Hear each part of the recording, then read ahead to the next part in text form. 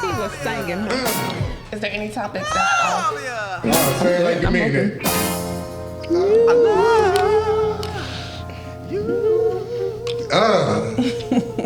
Lenny knew what he was saying right there. That's when you. That's love. That was love. That man loved me. He loved me. And then he go out and cheat 3 different times. Hey, I think after singing a song like that, he deserved it.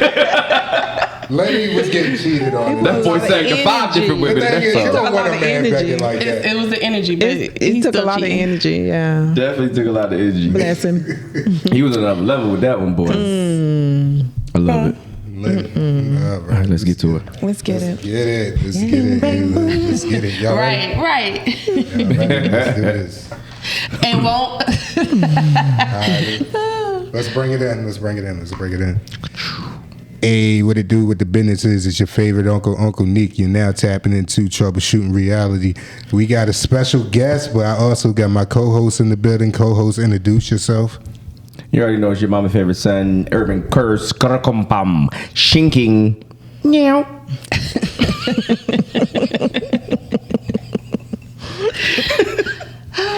It's your girl, Daisy Dukes, aka Kween, not quite the girl next door.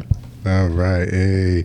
And today is going to be a very, very, very special episode because not only are we bringing in the creators of us, we're bringing in embarrassing stories as well. Wait a minute. So, Did I sign up for that? You might as well tell me right now if you wore Depends when you was like 7 years old. But for real though, we introducing our mamas right now. Right now we got Kween Mama right here with us. So Mama, introduce yourself to the podcast. I am Quanteria Duke's mother, aka Dashiki. Oh gosh. I had to give her, she always say her name was ghetto, so I had to really give her a ghetto name, you know. So that's her nickname, Dashiki. Dashiki? I love it.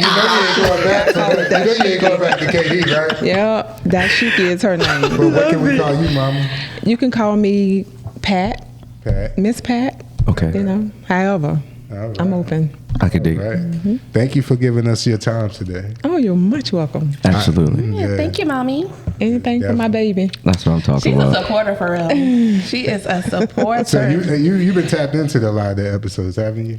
Yes. Yes. I remember you asking Absolutely. a question a couple of times. Like I think she asked a question when Chris was here. Yeah. So Yeah, when the guy, the painter. Yeah. the visual artist. Absolutely. Yeah. But so today, this is going to be a special Mother's Day episode. We're going to troubleshoot motherhood.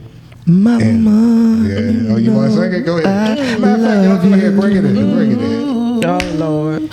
So you know I love you, mama. Hey. She said, "Can I call you Pat?" Don't play with me, Shanika. This is not what you want. I will go gangster on She you. said I will come right now. Oh man, I that's will funny. go gangster. Let's bring it in, though. Let's bring it in. You see? So I got a question. You got a question? You got a question? What is your earliest memory of Kween? Knowing that you her mom, but what is your earliest memory of knowing like you seen her personality? You know, Kween, her personality was always quiet. It was always laid back. This is different. You know, when she became an adult, who was the child? The child I raised, you know, because she's always been quiet and laid back and reserved. So never had a problematic one. Never. Word. Yeah. I can look at her and that was enough. Word. And cry tears. I'm talking about real tears. May I ask, how long have you been a mother? I had my oldest daughter at the age of 14. 14. At 14, and she's now 37. Shout out to that. Absolutely. So you face a lot of like challenges, I'm sure. Oh, yes. I have. And I thank God for every one of them. Lesson learned. Absolutely. And I always say, you know, I knew we didn't have like the most money, but I never felt like we were lacking. Or I never felt like, you know, I missed out on anything. I knew I didn't want to be a bother, so I never really asked for much. But if I did say this is something that I wanted to do, she always made it happen. So I never really felt like we was, you know, down bad for real. Were we down bad? She said, "Were we down bad?" So that meant you wasn't then. I'm about to start. I'm about to start telling people. You knew you would at the time. Yeah, she didn't know when the lights got cut off because by the time she came home from school, they was cut back on. Right. So y'all didn't have those candles She lit? didn't. No candles lit. I had some candles lit. You know, no candles lit. I was but, unaware. Yeah, by the time when they went to school, you know, 11 o'clock, lights go off. Yeah. By the time they got back home, lights was on. You know, so they didn't get to experience the hardness. Yeah. It wasn't in our face. What's your favorite stage of being a mother? Like, do you like young, like babies, or do you like teenagers, or do you like the fact that they're becoming grown adults now? I've always loved the baby stage. That's the, you know, time you get to cuddle and love. That's when they let you love on them. After a certain time, y'all stop letting us love on you. I don't know. I think my mother love on me. I ain't gonna lie to you. Yeah, now, but when you was a teenager, mama move. Mama, why you doing this? Right. Mama, you know? That's how Kween was? She was more involved with her friends? Mama, be honest. No, Kween, and it was more me. Yeah, I can say that. Because I didn't grow up with somebody loving on me. So it was hard for me to show it to my children. At a certain age. Yeah. And I think it kind of transferred to us. So we're kind of learning how to, all right, Touch love it. you. It's the same thing. I think it's a lot in black households. Absolutely. It's like you got to be stern, especially like when you got only the mother in the household. It's like, hey, I got to be stern. I got to be stern. My mother had 5 boys. Well, not, I would say had because one of my brothers passed, but she had 5 boys. So it's like, you gotta, you know, she punching us. She not like sitting there like, hey, go sit down. No, she like, shut the, you know what I'm saying? My mother had the mean face on all the time. I thought she was mean because they trying to preparate you for life because they know the world is not going to be soft on you. It's not. That as well. And then, you know, my mother's Jamaican, so it's like being her just coming to America, and I'm first generation in this country and all that. You know, it's like, yo. Yeah, that's what she knew. She grew up on that. Yeah. So she had no choice but to bring it. Transfer what she knew. And it didn't take until my daughter having her children for me to open up my eyes and say, you know what, I was wrong. How I was should have that? gave more love. How was that? What you mean? Like, what Because did you see? they say I was a strict mom, you know, and I didn't feel like I was strict. I thought I was being, you know, Protective. very protective. Right. You know? Were you overprotective, you feel like? No, because I allowed them to go and do. I didn't want to be that mom that Said no all the time. with an iron fist. Yeah. So, you know, I wouldn't call her knew- strict. No. Let me ask you a question. I ain't even start from the beginning. So, where are you from? I'm from Jacksonville, Florida. Okay. Born and raised. Okay, because Hollybrook. No, go ahead. Look, that look like there you go. We do. I've been waiting for her to throw the gang sign. She knows nothing of that life. She has never, What ever. side of Jacksonville? That's what's up. I'm West Side. What side? Yeah. What side? That's Hollybrook. 103rd and all that stuff. No, McDuff. Okay. Yeah. Okay. Yeah, I was off of Post Street, so yeah, so not too. Post not too, Street, yeah, you know. absolutely. Yeah. So how many children do you have? I didn't even ask that. I have 3. You have 3? 2 girls and a boy. Okay. Did you want all girls or did you want all boys? What did you ask for? I know God blesses us with what we need, Well, but what did you have a preference? I at a didn't point? want me running around. Did you get you? Did you get you? In the beginning. Yes, I got what I got. Yeah, what I gave my mom, I got it back. Oh, man. You know, most definitely. Okay. But I can honestly say that child now is the best child ever. She's a completely different person. The whole turnaround. You She would have talking about never TT? thought. Y'all taking shots. No, she'll sit here and tell we you. tell her as well. She'll you know, tell we you. don't. Yeah, that's her testimony. You know, that's something she should be proud of. Yeah. Look where I came from. Absolutely. And look where I'm at now. And I learned from her. I learned from my sister. Getting her head What knocked not through to the do. washer and dryer. You let mama don't take no stuff. I was like, I don't want that. So I'm going to sit over here. So we see her sitting sweet right now, but she was over there. Oh yeah, Okay. definitely. You ready to start sweating, Kween? All right. I'm So, describe Kween growing up because I'm trying to figure out where this list come from. What do you mean looks? Lisp. Lisp. You know, She was a special When she was child? about, You always say that, right? because you know, in my family, we all have a short tongue, as they call it. So when she was about 8, is when I had her tongue clipped. Wait, Yeah, your what? tongue? Can I see the scars? Yeah, it's not a scar, but it's the line that goes from your tongue to your. Oh. You have to shorten that in order for you to pronounce a lot of words. Oh, so you had a more pronounced list than what you have now. Absolutely. They put me in like classes and like keep the horse in the gate. Your tongue is the horse. Oh, you still remember? Absolutely. The horse is the gate. You used to stick your whole kid. Can you give us a representation of what you were Nico, talking I will not satisfy your foolery. You already started. I will not satisfy The horse your at the foolery. gate. Don't make me cuss. What shaped this personality that we are sitting right next to right now? This KD character that we see. You know, it was always smiling, always in Not good grace. dashiki. Hold on, where does dashiki come from? I'm sorry about that. Let's get into that real quick. Dashika was when she didn't like her name. She thought her name was ghetto. Really? Quanteria. And Quanteria, she's named after me, Soteria.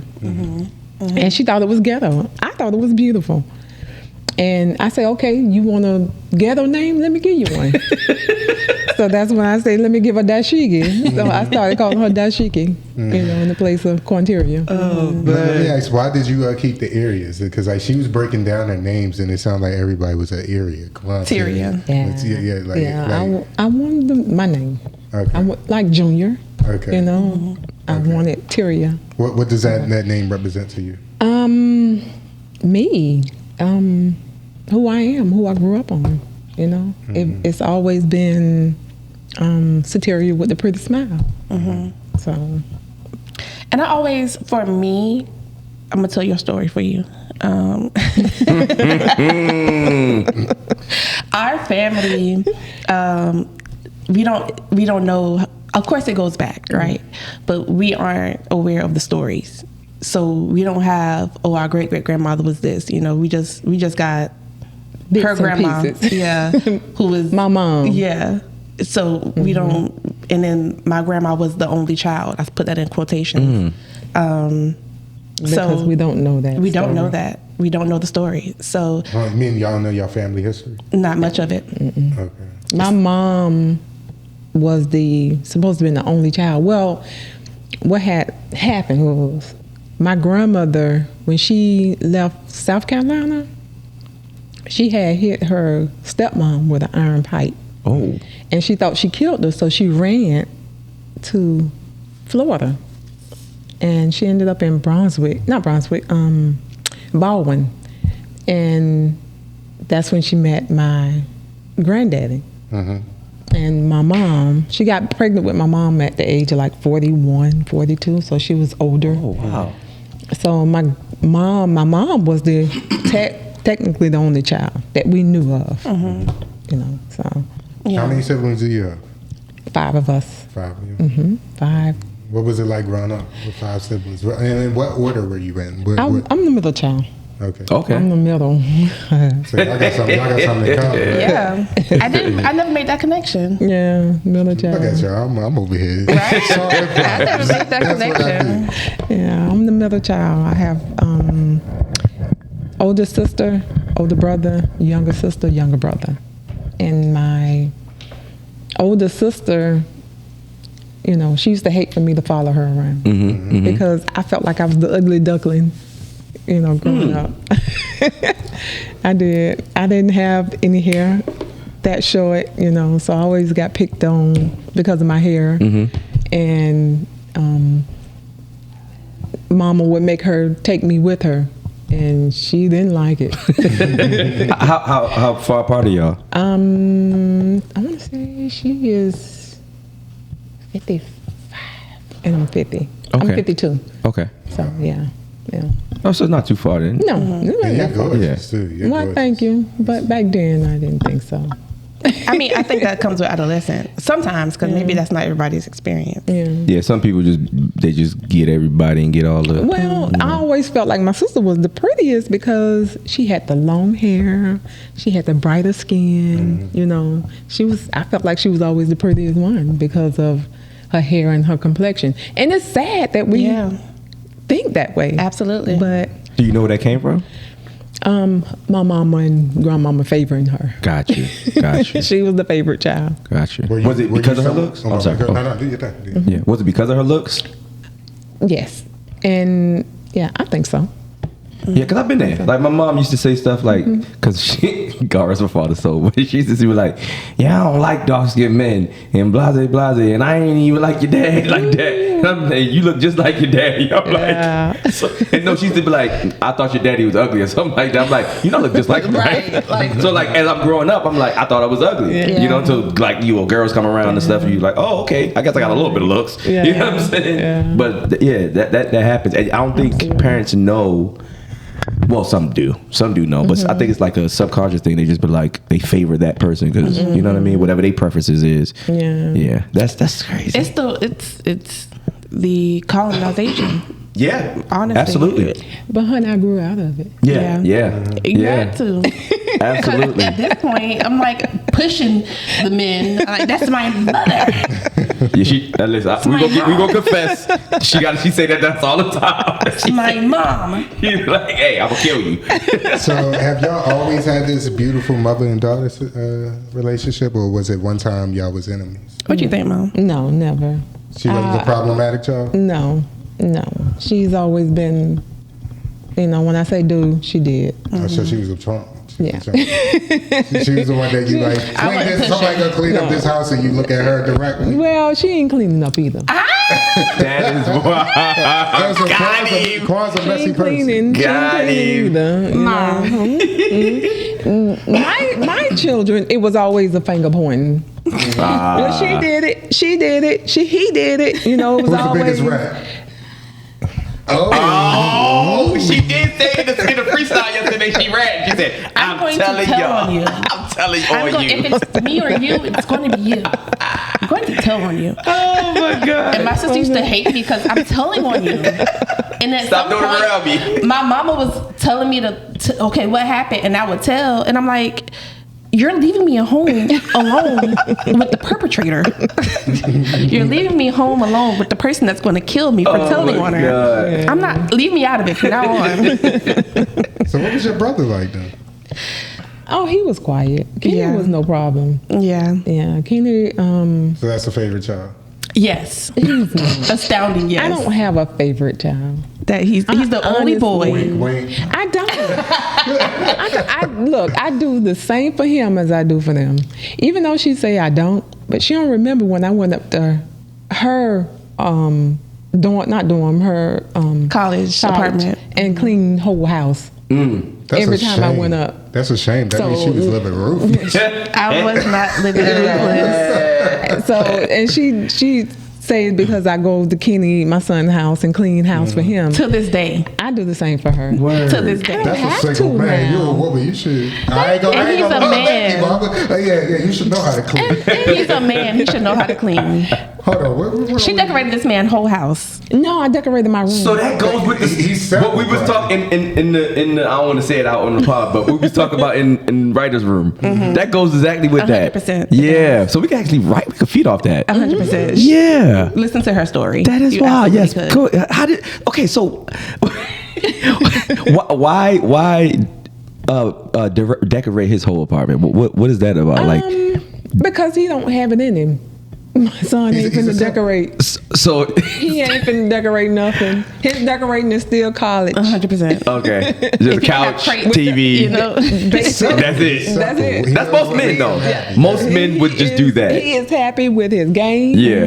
And his the game. What is that little box that the games. PlayStation. Yeah. And he's happy with that. He would still have the TV sitting on two of those, those plastic bins. If it wasn't for her, he would still have it sitting. Absolutely. I can dig it. Some guys don't really care about aesthetics and stuff like that. They just like, look, as long as I got a TV, a bed, and a couch, I'm good. And that's him. Let's let Kenny live. Let's I have a question. what was Kween living like in her college days? Because you had to come over and trim clean that trifling house. You had roommates? She had roaches? Yeah. Exactly, Shanika. Shanika put the eyes like, what's she talking about? That was one of your. It wasn't that I had Shanika was my to clean, but that's just who I am. Yeah. I'm gonna straighten up regardless. If I come over to your house and I see it messy, I'm gonna clean it. Yeah. Right. So. And to provide more backstory, I was also a sickly sickly child. Right. She right. was. Right. So we ain't gonna excuse it though. We're not going to excuse it, but a lot of times when you came, it was when I was down and out, and you would come and Sometimes. and look out. Sometimes, not all the time, but sometimes. Can we tap into that real quick? I actually want to ask you a question, but you're comfortable with that? How did it, Kween, have you ever told anybody on air about No, she's never talked about this. I never talked about it on air, no. Is this something that you want to introduce? I don't want to tell you. So yeah, I was diagnosed with Crohn's disease. But God, Shanika, I was diagnosed with Crohn's disease at what, 15? And I had already been having heavy symptoms before that. So, And she wouldn't tell me. Didn't know until one day she had an abscess in her hip. And that's when I found out. She had to be hospitalized because of that. yeah, just moving through the pain. It was times where I couldn't eat, and I didn't know why I couldn't eat. I never had the appetite. You couldn't keep it down? I couldn't even stomach to eat it, to keep it down. Like, it was, And so eventually I was on medication, and the medication kept me stable for a bit, but I still had my flare-ups. And then eventually, I want to say in 2020, I was on prednisone for like 2 years, and the flare-ups were nonstop. They were not going away. And my doctor was like, oh, you're going to have surgery. After he promised me that he was going to try every medicine in the book, he was like, you're going to have surgery to have your part of your colon removed, and it's going to leave you with a colostomy bag. And I was like, oh, well, I'm just hitting 30. I'm still in my hot girl season. Like, I don't want to be on the beach with a colostomy bag. So I'm like, sir, can we hold off? Because I had just experienced ginger for the first time. You remember that? Mm-hmm. I had just started trying ginger tea, and that was doing its thing. I remember my best friend used to be like, get the ginger. Get the ginger. And it was actually having not big effects, but I felt like I was on the right track. And so when I told him, like, I feel like this ginger tea might work, can we hold off on that? He basically told me, if you don't want to listen to me, you can go over to Mayo Clinic. They're going to tell you the same thing. And he wrote my discharge papers off, basically to make me sound crazy. Like, client believes juice is going to heal her and da-da-da. And so I never went back. And I weaned myself off the prednisone. And I changed my diet from, I stopped eating dairy, beef, and pork. And I stopped drinking sodas for a bit. And I haven't had a flare-up since. That's what I'm talking about. So how was that? How was that for you as her mom? Scary. It was one time I had went to go. No, I was at work this time, and she called me, and she was like delusional because she had got dehydrated, and she didn't know where she was. Oh my God! When I tell you, I flew to Tallahassee. Was that when I was driving? Yeah. I think I was driving at that point. Yeah. Wait, you were driving and didn't know where you were? Yeah, because I was at work. And I didn't know no better. I was just pushing through. She was dehydrated. And when you're dehydrated, you start to lose. Yeah, you lose where you at. Exactly. Wow. And I said, go to the emergency room. I'm on my way. So she did. Mm-hmm. So what made you keep it from your mom, though? When I was younger? Yeah, like I just didn't for know. so long. Okay. You thought it was normal? Honestly, let's be honest. One, I didn't know that it was severe, and two, the symptoms are very embarrassing. And I was a very private child. Yes. So I didn't want to tell anybody about my restroom issues and having to like moments where I was like almost like about to go on myself. And I that think was one day, I had to go up to that school. I went to Sandalwood.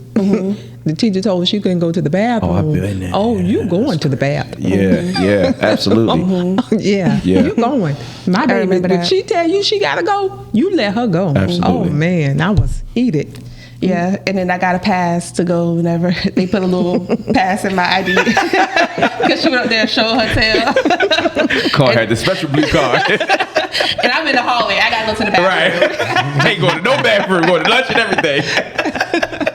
What gave you both of y'all? What gave both of y'all faith at that moment? I know y'all probably gonna say religion, but I want to go a little deeper than that because we can pray to God all the time, but sometimes even though our faith is strong, you always say like, I'm just hoping. Well, I had told her, it was the diet. We must change our diet. We got to change no matter what, because it ain't always what you eat. Medicine, you got to make sure you're eating the right foods. And we don't realize that as American people. Yeah. A lot of these foods are killing us. They injecting all this food and it's going into our system. Absolutely. You see how we get cancer so fast. Yep. Back in the day, people didn't have cancer like this. So you got to be mindful of what you're putting in your body. Absolutely. And then I know you say, I'm going to still include the religion because God is good. Absolutely. That's number one. And I remember I went to her house. I think this was before, I think it was while I was weaning myself off the pregnancy when I had dropped to like 135. And I went to her house and I seen on her sticky notes, because I go through my mama's stuff. God damn. She be snitching and be snooping. Snitching and snooping. I'm going to go through my mama's stuff. All of them do. That's our house. That's our house. That's funny. And she had some sticky notes on the table, and one of the sticky notes had Kween's health or something like that on it. So I knew she had been praying. It was like her prayers that she put on the sticky note. And seeing that made me aware, like, I always knew she was praying for me, but actually seeing that she's praying for me when I don't know it, it said a lot. Absolutely. As a mother, seeing your child in those stages of where she's almost weak, how did you feel? Oh, it hurt me. I prayed for her pain every day. Did you ever penalize yourself? I didn't. No, I didn't. Right. Because I know everybody has a season. I know God has a reason. And what's for her is for her. So, okay. So what do you think one of your biggest sacrifices as a mother? I sacrificed not going back to school. And I wished I could have and would have. That's the reason why I pushed y'all to go so hard. Because I knew my time, it hadn't passed. I'm not going to say it had. Yeah, 'cause you still here. But, I pushed for them to go because I wanted them to do better than what I had done. And mine ain't going to be no teenager. We cutting that generation a curse. Yeah. I was on mine. Every time I turn around, you on your monthly? Let me see. I was one of them moms. So what was you saying to your son then? We in Walmart. What condoms you think? That's a bad. What size you think? My mother used to do the same thing to me. Yeah, oh yeah. What size? What kind? But it ain't work because I had my son at 17. So. Well, I think Kenny, I ain't gonna say he didn't want any kids. I think he knew what it was gonna be if. Yeah. I thought you was about to say he had a pregnancy scare. I'm about to say, what? No. So only Titi got kids then? Yeah, my oldest. Yeah. She waited till she was 25. So okay. And she called me crying, Mama. I'm looking at my phone. Well, what's going on? Mama, I'm praying. I said, girl, if you don't get off my line, you're 25. Right, you made it past I that did now. my job. Right. Thank you. I really. No, ma'am. Okay. This nigga said, "Not let me see." Let me ask you something. As a young mother, and you had 3 kids as a young mother, what was like one of the biggest challenges? And were you a single mother of 3 children? I was a single mom. Single mom. I when their stepdad came in, Kween was 11. So that's when he came in. But my biggest challenge was getting up every morning. You know, That's deep. a lot of days I didn't want to. Wow. A lot of days I didn't want to. A lot of days I didn't have the strength to. I'm right. I feel you. But I did. I did. Wow. Yeah, never knew that. I mean, you gotta think. I mean, as a child, you know, trying to get up for a child and trying to be grown and everything. Because I don't care how much you have a child, you still a child. Like Absolutely. I mean, you know, and me coming from, I wasn't 14, but I was 17. She was 16 when she got pregnant, and well, she's a year younger than me, and. You know, I'm looking at her. I'm looking at like we kids, man. Like trying to figure this out, and that's not easy, man. That is not easy. And I would say I may be speaking out of turn, but I think there was more resources for us for my generation than it probably was for your generation. So it was way harder. And I'm gonna tell you too, y'all. I bucked the system. As you should. Mom. Go ahead. No, go into it. Let's get it. Mom. Nah, y'all of age now. I got my own apartment when I was 17, and I wasn't on no government for my apartment. But I darn sure got me some food stamps. I want some right now. Anybody stop? Let me stop. Teach me. Real stuff. I did, and back then it was paper. It wasn't no computer stuff where it's hard. It's hard now. Yeah, you can't do what we did. But you never sat at the store with paper? Oh, see, my mother did. Oh, so I had a trip. And she said, I let my mother tell that story. I'm so embarrassed when she gave me the money. I went to everybody left.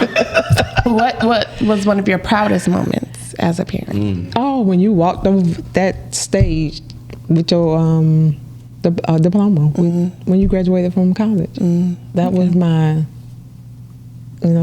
pat on my back. I got one across. I got her. Let me reverse the question. What was your proudest moment of being her daughter? Let's see. So many. Proudest moment. Okay. I'm going to say my proudest moment was... You getting teary-eyed. You know that? My proudest moment was when she left her marriage. Not to say that I, encourage divorce, but I encourage it when it's needed.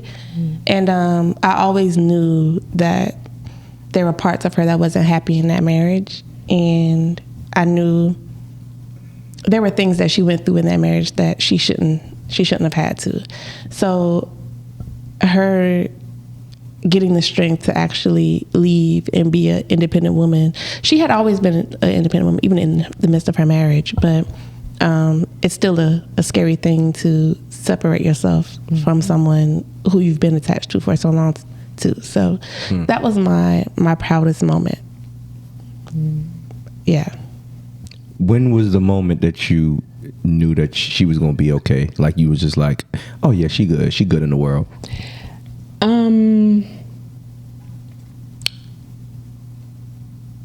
When she came home from college and got her first apartment, I knew she was going to be all right. Yeah.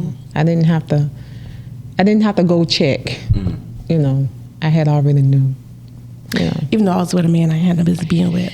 That is true. You learn. That is true. You live and learn. Lessons learned. And she told me. How are you when it comes to her dating life? When you see somebody might not last, do you actually pass judgment to her? Oh no. It's her lesson.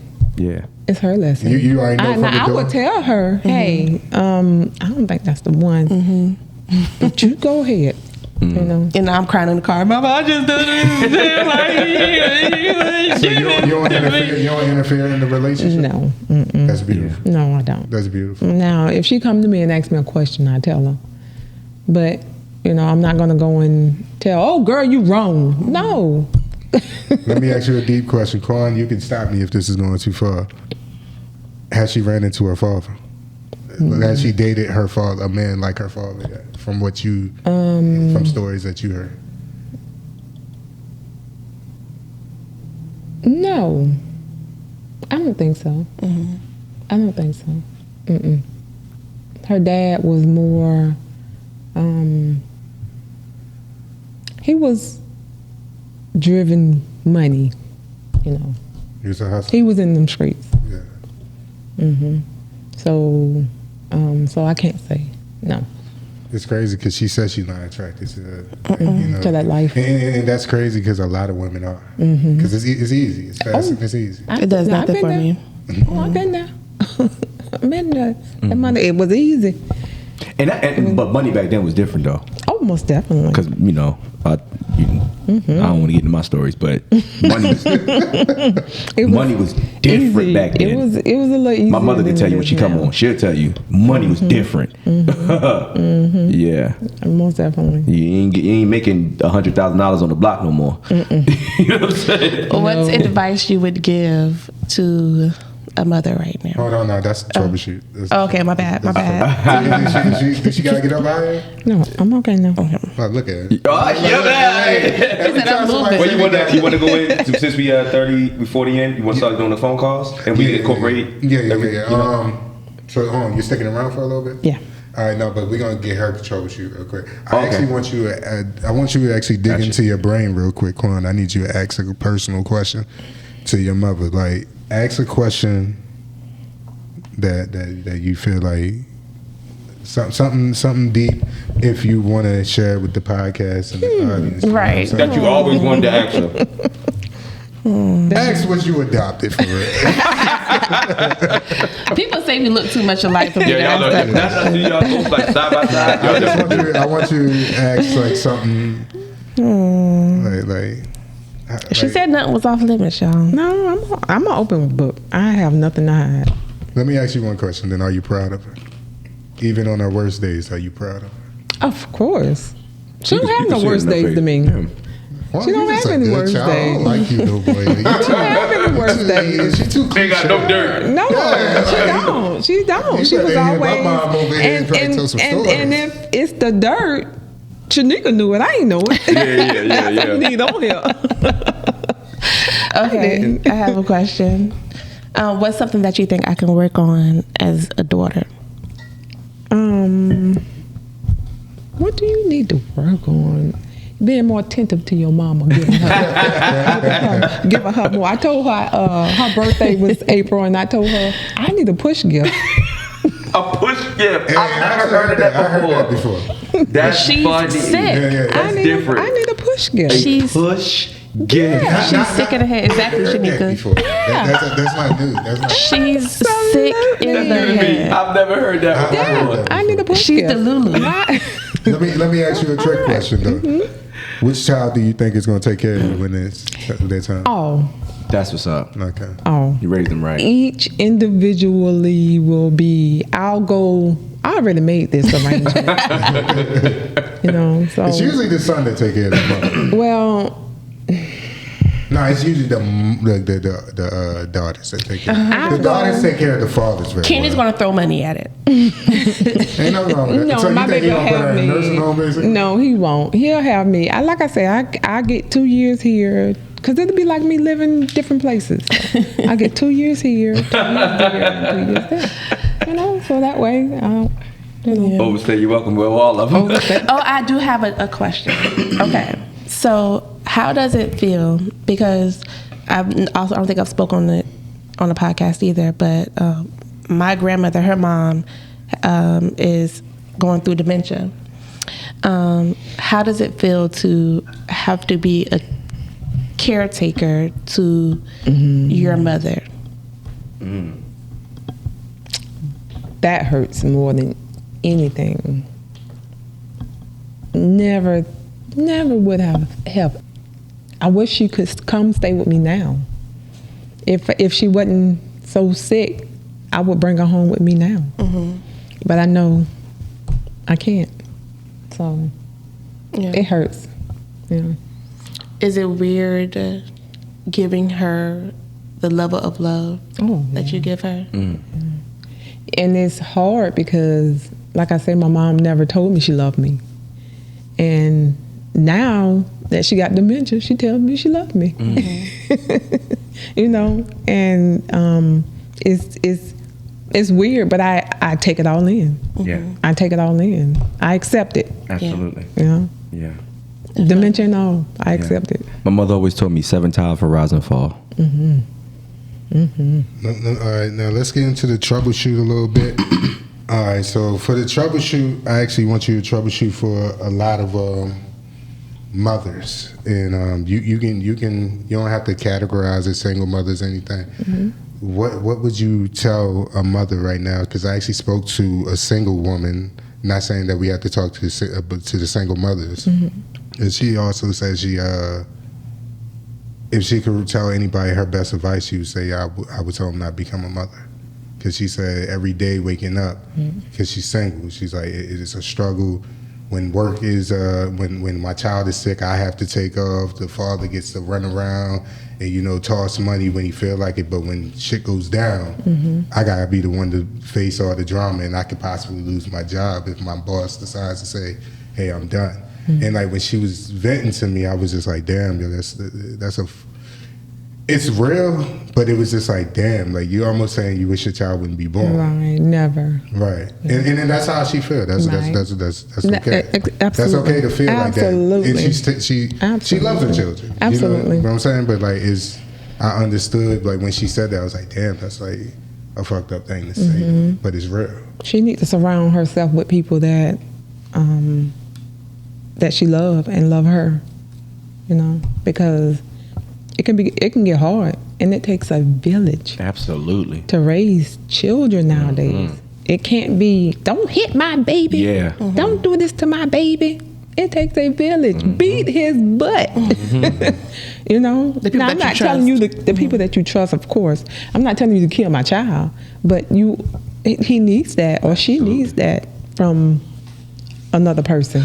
Because sometimes they don't get it from mama. They don't get it from daddy. And when they hear somebody out there in the streets that they respect, give it to them, then, it hits different. It hits differently. Figuratively.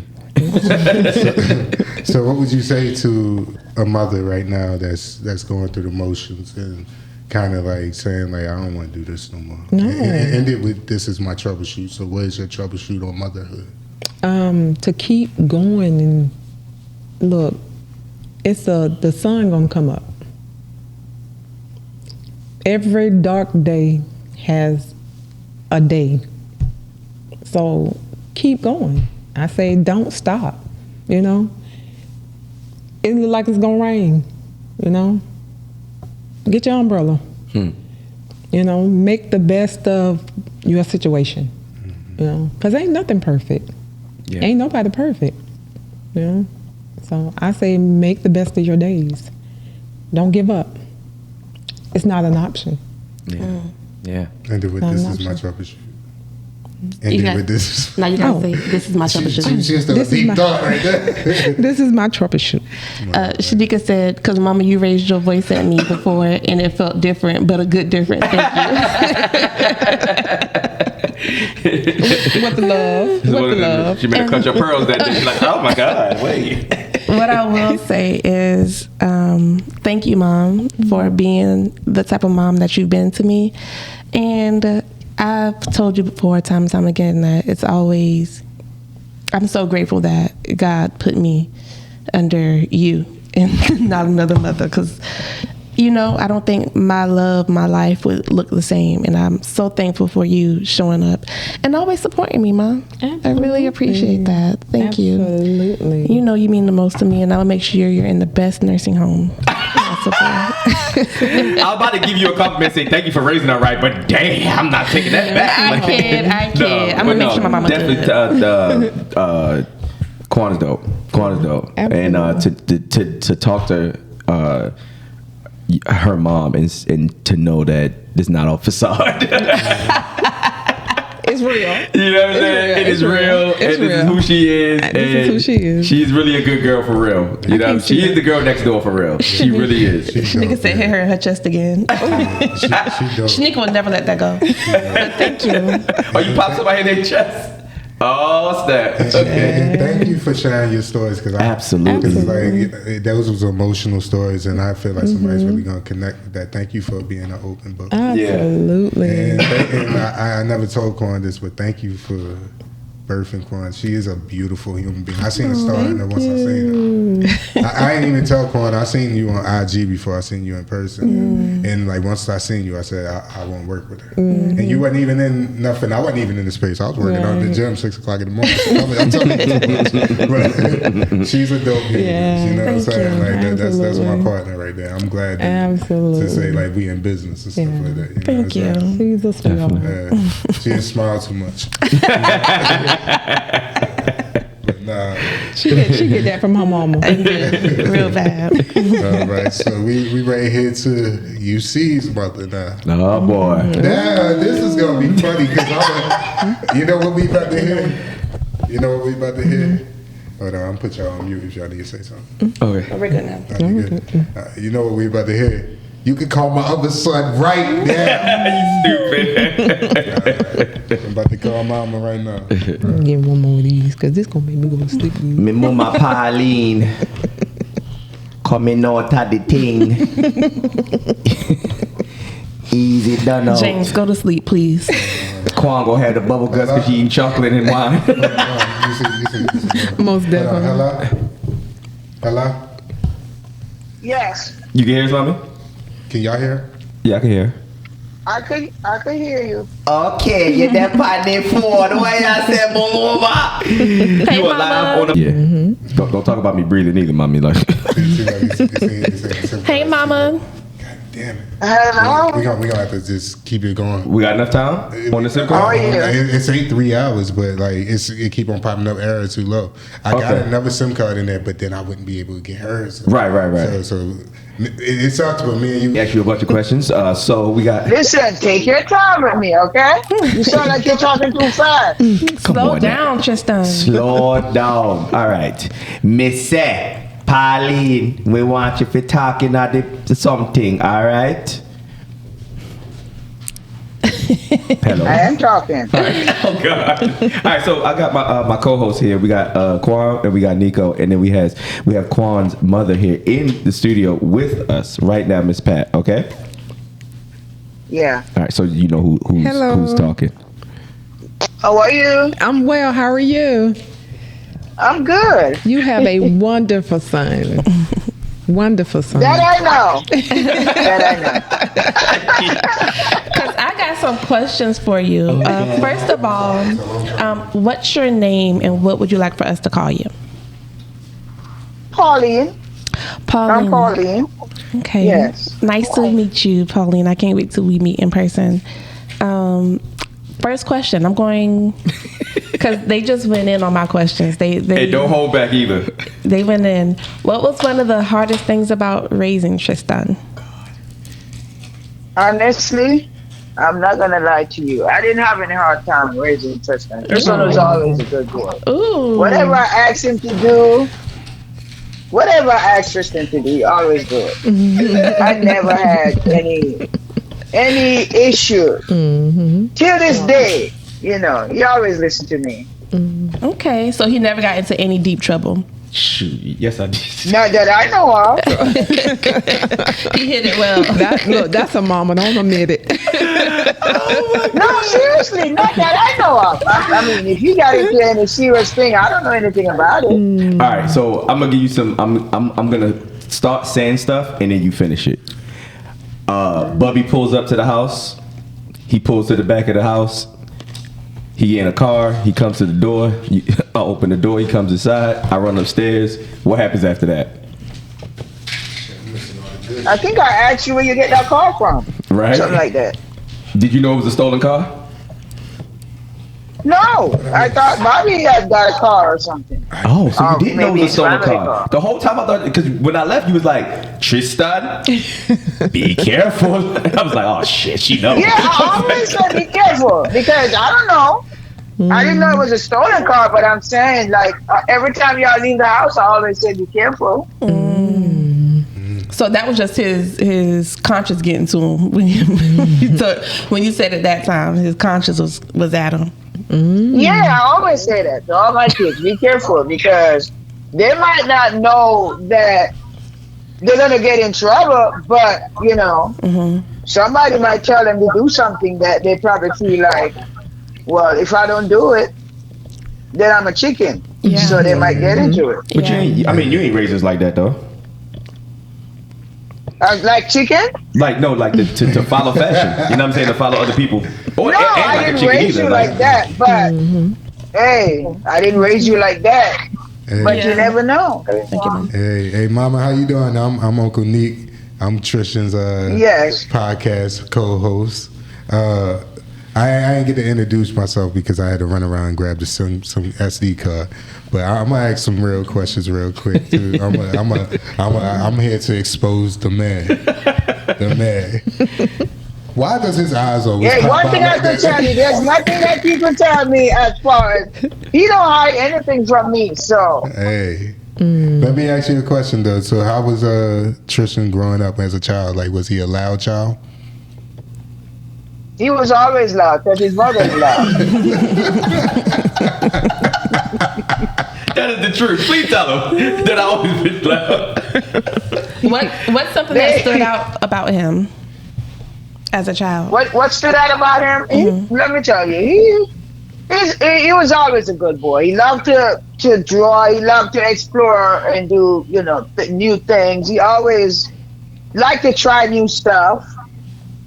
Yes, and as far as I said, I don't know about him getting into no trouble or anything like that. Anything he get into, I don't know anything about it. As bad things, I don't know anything about it. But was he into sports? he was always he was always trying new things. Put it that way. So he always been a creative soul. Always. Was he always a real spirit like how he is now? Because like I look at UC, I never told him this, but I do look at UC as a big brother to me, and he gives me a lot of guidance. Sometimes I'm hard-headed, so of course he always like he listening to me. But has he always been like almost a leader and such? Yes. And that's no lie. Always. And I feel like his brothers, even the older one that passed away, look up to him. That's a fact. Like he was the older God one. rest his soul. wow. He used to tell me that. I was his little big brother. Absolutely. Yeah, He's he always always telling me that. they look up to him, and they always wanted to, try and do things that he do. But he's different. Tristan is always a different kid, Do you have a favorite All my story? children. Do you have a favorite story About about him? Tristan? Mm-hmm. Whoa. I think I know what she's gonna tell. I'm trying to figure it out because I can't think of a favorite story. The Lion King. Oh, that when you were singing outside? You gotta tell the story. No, I was doing somebody's hair and I heard someone singing, and I'm thinking like maybe it was the radio or something. I'm like, damn, that's Tristan singing? I didn't even know it was him singing. I mean, he was always doing something different. I'm telling you, always a different child. I love All that. my kids, Always creative. always. What was your biggest challenges raising Tristan? What was the what? What was one of your most challenging moments with Tristan, raising Tristan, or raising your kids in general as a mother? The challenging was I'm a single mom. Even though they have their dad, but I was always the one, to take care of my kids. So I would say being away from them when I have to work. She worked That a lot. was the She's challenging a part true of Jamaican. She worked 3 jobs for sure. I work honestly, I work like 3 jobs. I just slow down now because I'm older, Real but stuff. I used to always work 3 jobs. to take care of them, so they wouldn't have to do. If they get into anything, it's not me. Yeah, she wasn't 'Cause they around. always- She wasn't around. Like she wasn't around when we broke in houses and all that stuff like that. We took care of I everything don't know before she anything don't about know that nothing about stuff. none of that stuff. Like we be telling her stuff. She be like, when would that happen? And I'm like, we made sure that we wasn't getting you, making sure. But I would say this, right? Being that she talking about her working and all of that. Like there was times where my little brother father would lay in the bed and it's 3-4 o'clock in the morning. My mother got to be at that bus stop. Yeah, he would send him out and to I would come walk with meet my me at the mother. bus stop. I didn't have a car at the time. There was one time my mother in the rain. Yeah, there was one time I waited on a bus stop for my mother for almost 5 hours. Wow. I did not know she was getting off late, and I waited on that bus stop for 5 hours for my mother to get off on that bus. And that fool would sit in the house. I told him if I ever see you out here again, one more night. Yeah, that's exactly what she said. She said, "Don't ever come out here no more I like said that." if I ever see you out here, one more night. But I did not. That's not I your ain't kid. I sat responsibility. right there for them 5 hours waiting for my mother to get off that bus. That's right. Oh, I ain't kid. Me and my knife. that's deep. And I don't even know why he I don't said give a you out damn. here I don't that care what early. time it is. That's right. You know what I'm saying? Like when it comes to my family, bro, I don't play that. I got family on my back for a reason. I don't play when I love somebody. I love Yeah, somebody, that's bro. true. I kill That is for my, true. you know what I mean? All that. Like they know about me. My mother see me about to take on the biggest dude. Talk about 400, 500-pound dude, and she screaming in the store, Tristan, no! You remember when me and you and the Tika was in the store and the dude hop out the car thinking he gonna do something? I ripped my knife out real quick. I'm rich. What? Mother, they screaming. I remember the time when we went to this grocery store and the guy didn't know. That's what I'm talking about. You was with me. Yeah. And and he said something to me. He was cussing you and out. you went to him and you said, yeah, he said something, yeah, and you went to him and you said, hey, you know that's my mother. And he said, man, sorry, man, I didn't know that was your mother. It took for him to walk in the told him store, you're not though. supposed to talk to a woman like that. Mm-hmm. So let me ask you a question. I don't know if I missed it. Did y'all ask how many children? No, she didn't ask that. How many children do you I have? got 5 boys. 5 boys? All right. And where Yeah, does- my where- oldest one passed away. The older brother passed away from a brain aneurysm. God be with him, brother. So, where does Trisha line up on this chart? He's the second one, but he act like he's the first one. Like I told you, they all look up to him. Let me tell you something. I didn't have if I had to move, it was always Tristan. Until one day he told me, he said, listen, mommy, please, you're going to have to get you a moving company because I'm tired of doing it. I'm tired of doing it. And I told him, I said, okay. And I went and got the moving company. He was like the man of the house. Yeah. My mother sat me down at about 13, and she laid out the bills, and she was like, yo, do this add up to my check? It don't. So when you ask for certain things, which I didn't, my mother can tell you, I didn't ask for certain. I'm gonna give you a story. There was a time my school ring, right? They gave us papers for school ring.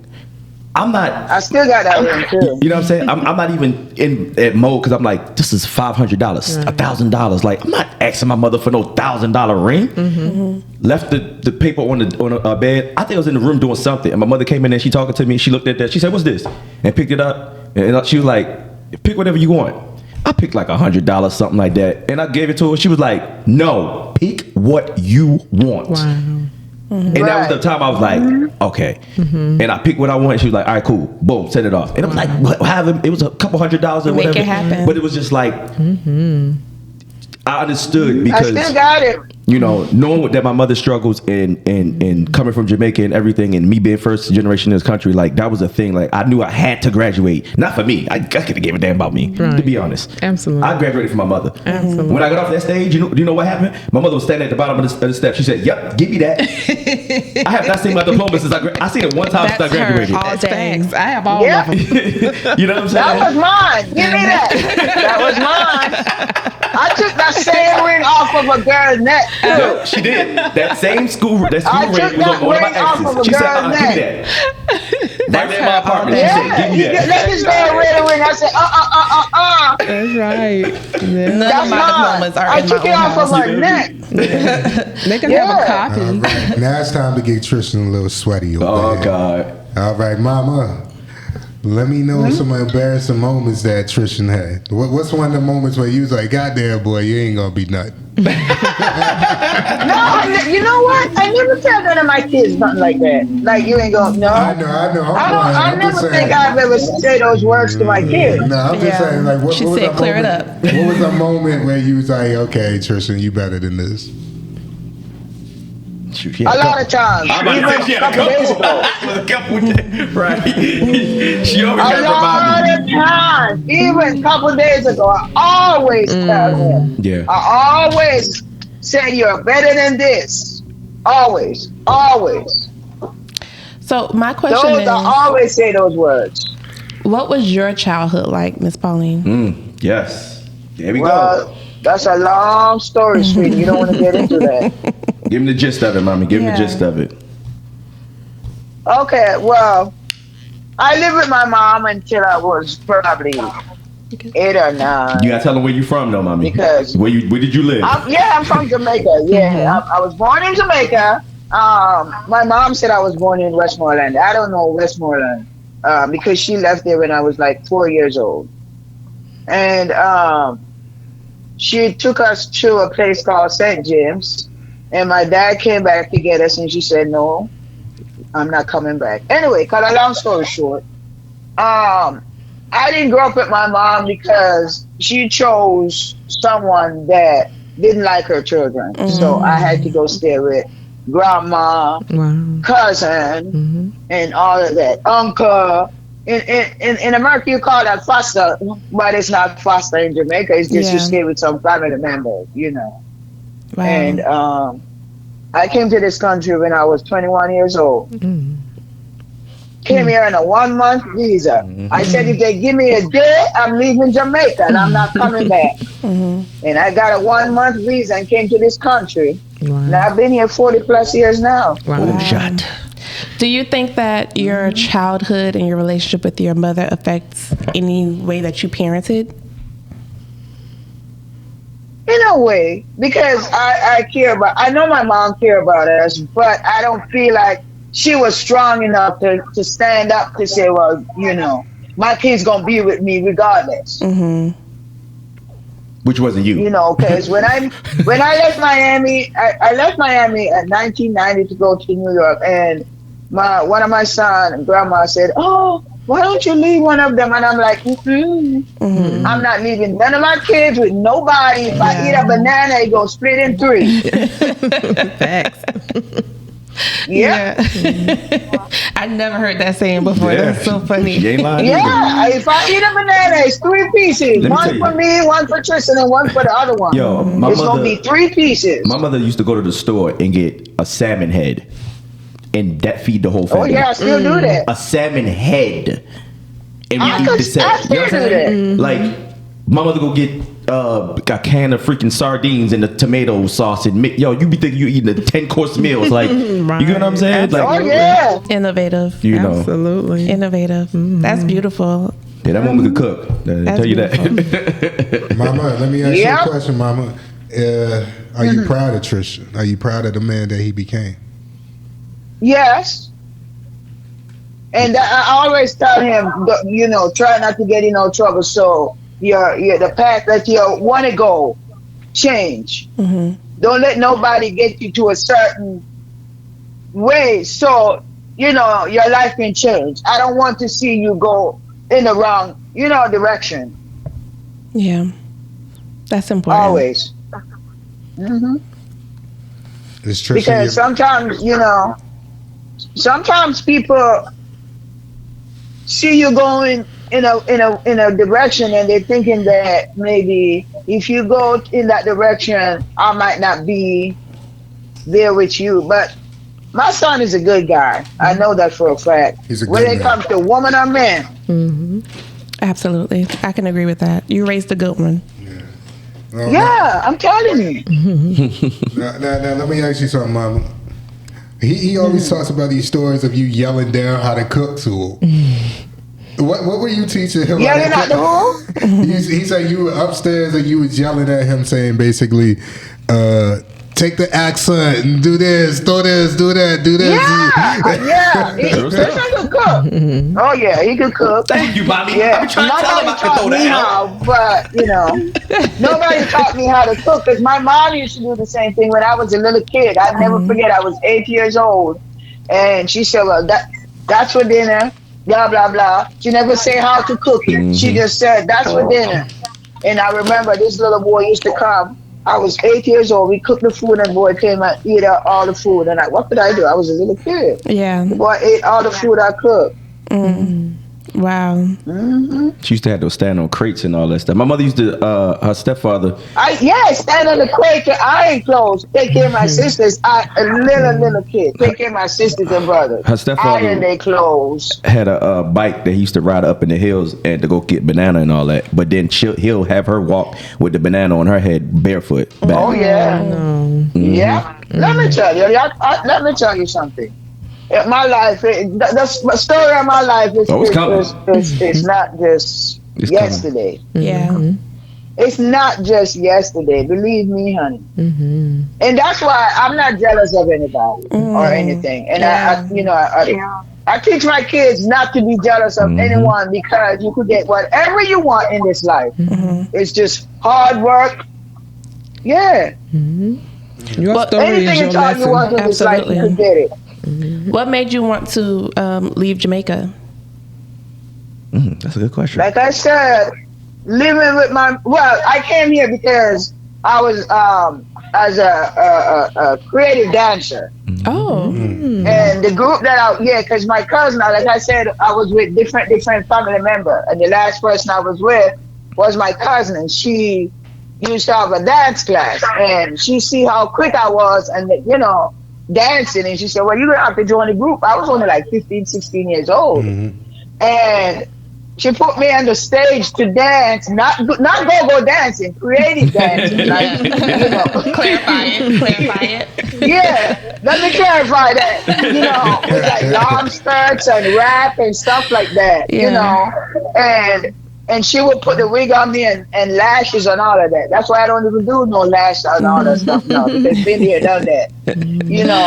And she used to put the eyelash on me and the wig and make me look older. I remember many nights that I would dance and people like the people that would come to Jamaica and come to those places, they would call me because I was so skinny and looking all nice. Is this what you want to do? Because I guess they was looking at me like a little person. They didn't know my age, but they was looking at me like, oh wow, this person, she could dance or whatever. Is this what you want to do for the rest of your life? And I would always say yes. Wow.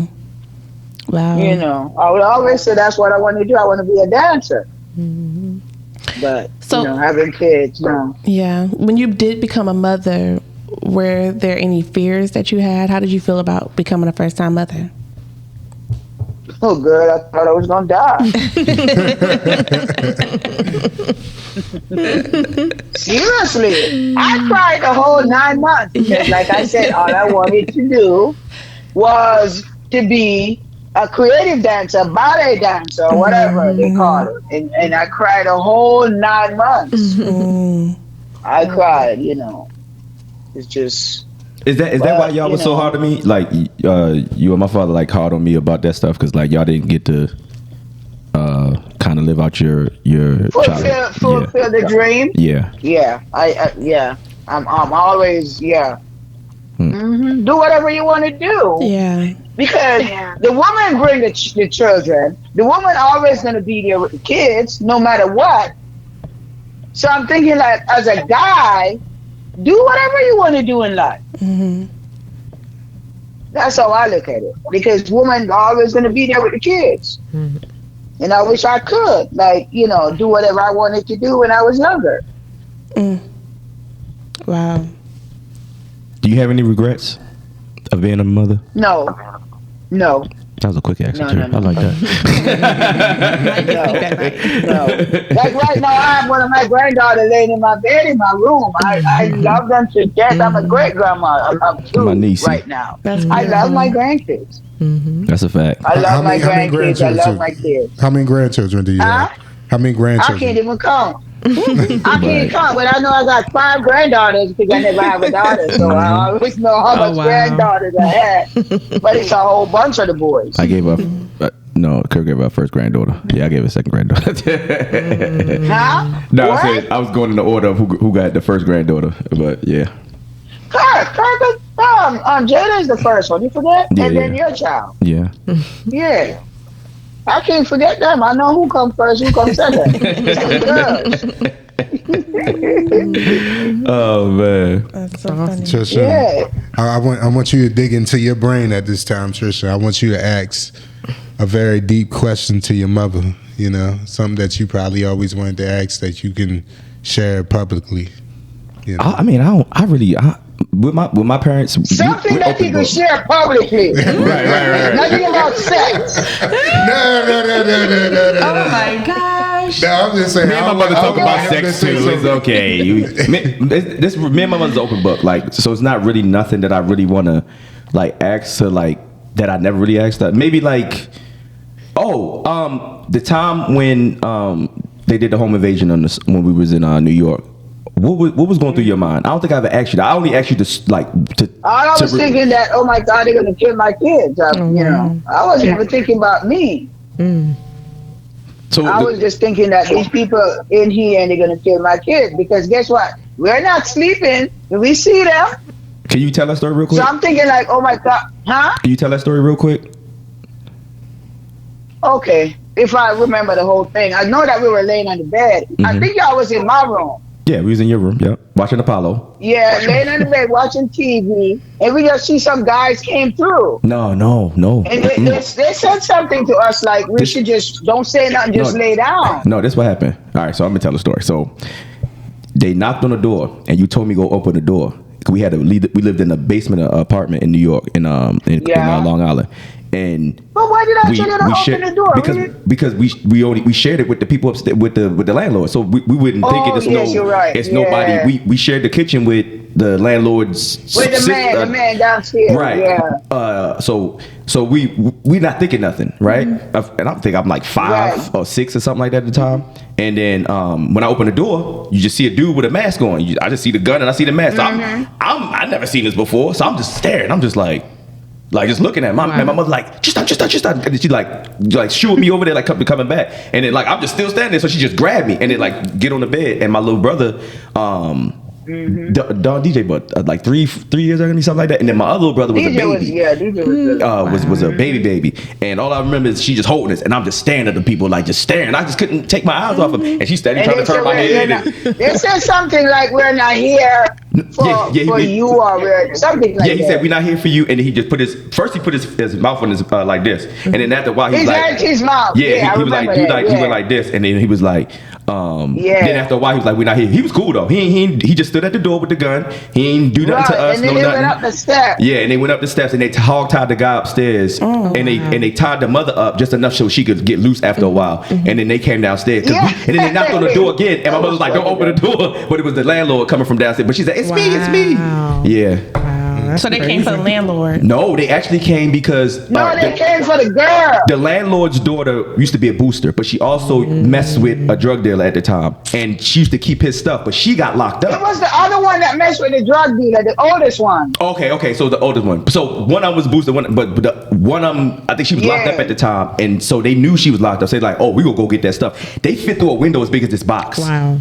No joke. You remembered that? Heck yeah. I got a lot of traumatizing stuff that happened to me. I remember. That's why they broke in my house in Miami. Yeah. Through the air conditioning hole. Oh wow.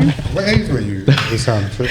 At that time, I was about 5 or 6. I was about kindergarten, first 5, grade. 6, that's Wow, true. that's Yeah. young. Then we had just moved to New York too. Damn, you got a memory like an elephant. Yeah, right. Yeah. Well, You don't I forget tell stuff you like that, that, boy. bro. You don't forget stuff like that. Yeah. That's till this day why people don't understand why when it comes to my household and all of that, why I got so many guns and all that stuff like that, and why I'm so some people look at it as paranoia, but I'm like, you have no idea what I've been through. You have no idea. You know what I'm saying? And from a young age, and I've seen people and all types of stuff, and I done, you know what I mean? Yeah, so absolutely. Yeah. I remember one time when we went to go to Miss Florence house and somebody drove up. Don't say too much and though. They had their lights off, and I didn't know what it was, and you said, "Mommy, drive." All right, I'm gonna tell you the story without saying the story, right? She driving down Belvedere Road. We leave my aunt's house. I had to be maybe 10, 9, something like that. Because I think I was in middle school. I think I was in 6th grade. But my mother had this big old Oldsmobile with the bench seat. You know what I'm saying? Mm-hmm. And she driving, and the car stopped in front of her. When the car stopped, dude run across the street. All of a sudden, you see another dude at the corner. But by the time my mother stopped behind the car, this car already made a U-turn. So she's steady driving up. I see the dude running across the street with the gun. And before he could even lift the gun up again, I said, "Mommy, drive." But she couldn't. He stood in front of the car and just started ducking. In the car? No, not like this is standing in front of the car. Yeah, he's in front of the car. So he's across. We had to drive through that bad neighborhood to go into our neighborhood. Yeah, it was a hard. Like Belvedere is a horrible neighborhood. Yeah, we had to drive through that neighborhood to go where we live at. And when I tell you, I was under the seat in 5.1 seconds. Hello. I was under. I don't even remember. I was in the seatbelt. I don't know how I got out the seatbelt. I was underneath that seatbelt. I was saying, "Mommy, drive." But I did make a U-turn real fast, though. We gonna That's why when I tell people about Baltimore, I'm like, "Yo, y'all don't understand what I've been through, bro. Like I left Baltimore for a reason. Like we done seen some real stuff. Like you know what I'm saying." That's so crazy. yeah. Wow. It's beautiful to see this, like hear your backstory though, because it tells why you are always on go mode. Yeah, I'm always on go, man. Not saying that we never believed, but like it's just from a childhood, you were always had to be protective. Yeah, always. I was always the man of the house. You know what the funny thing is? I always try to tell, like at work, I would, they would be talking about stuff, and I come up with a, "Oh, Miss Pauline, you always have a story." I said, "But I'm not telling lies. Whatever I said, it's true thing I'm telling you." They be laughing at me like, "Miss Pauline, you always have a story." No, it's not a story. It's the truth.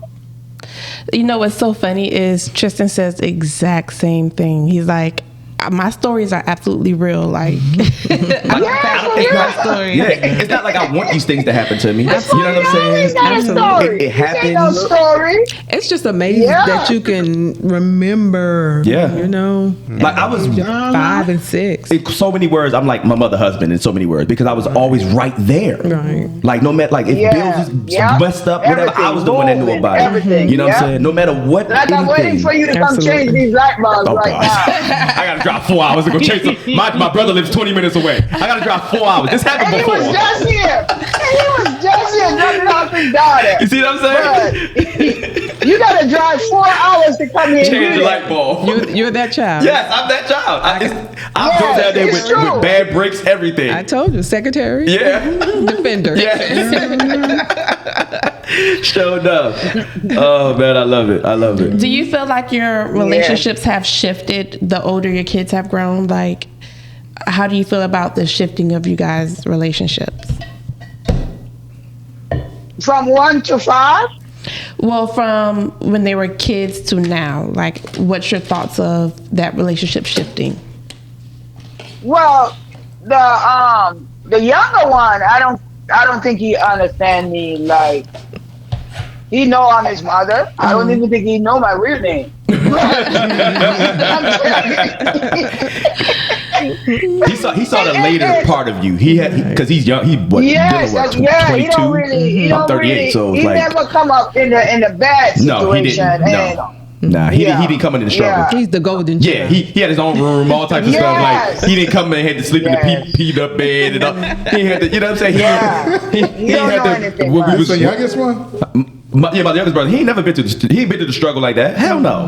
Hell no. He ain't been not with us. Not with my other brothers. We went through the struggle with my mother. You know what I'm saying? No, Dylan got the silver spoon. What's the age gap? Each one.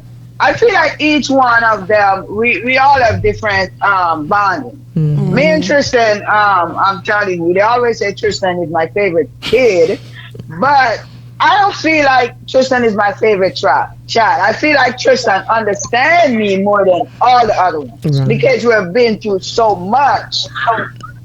You know, and I could talk to Tristan about anything, and he could talk to me about anything.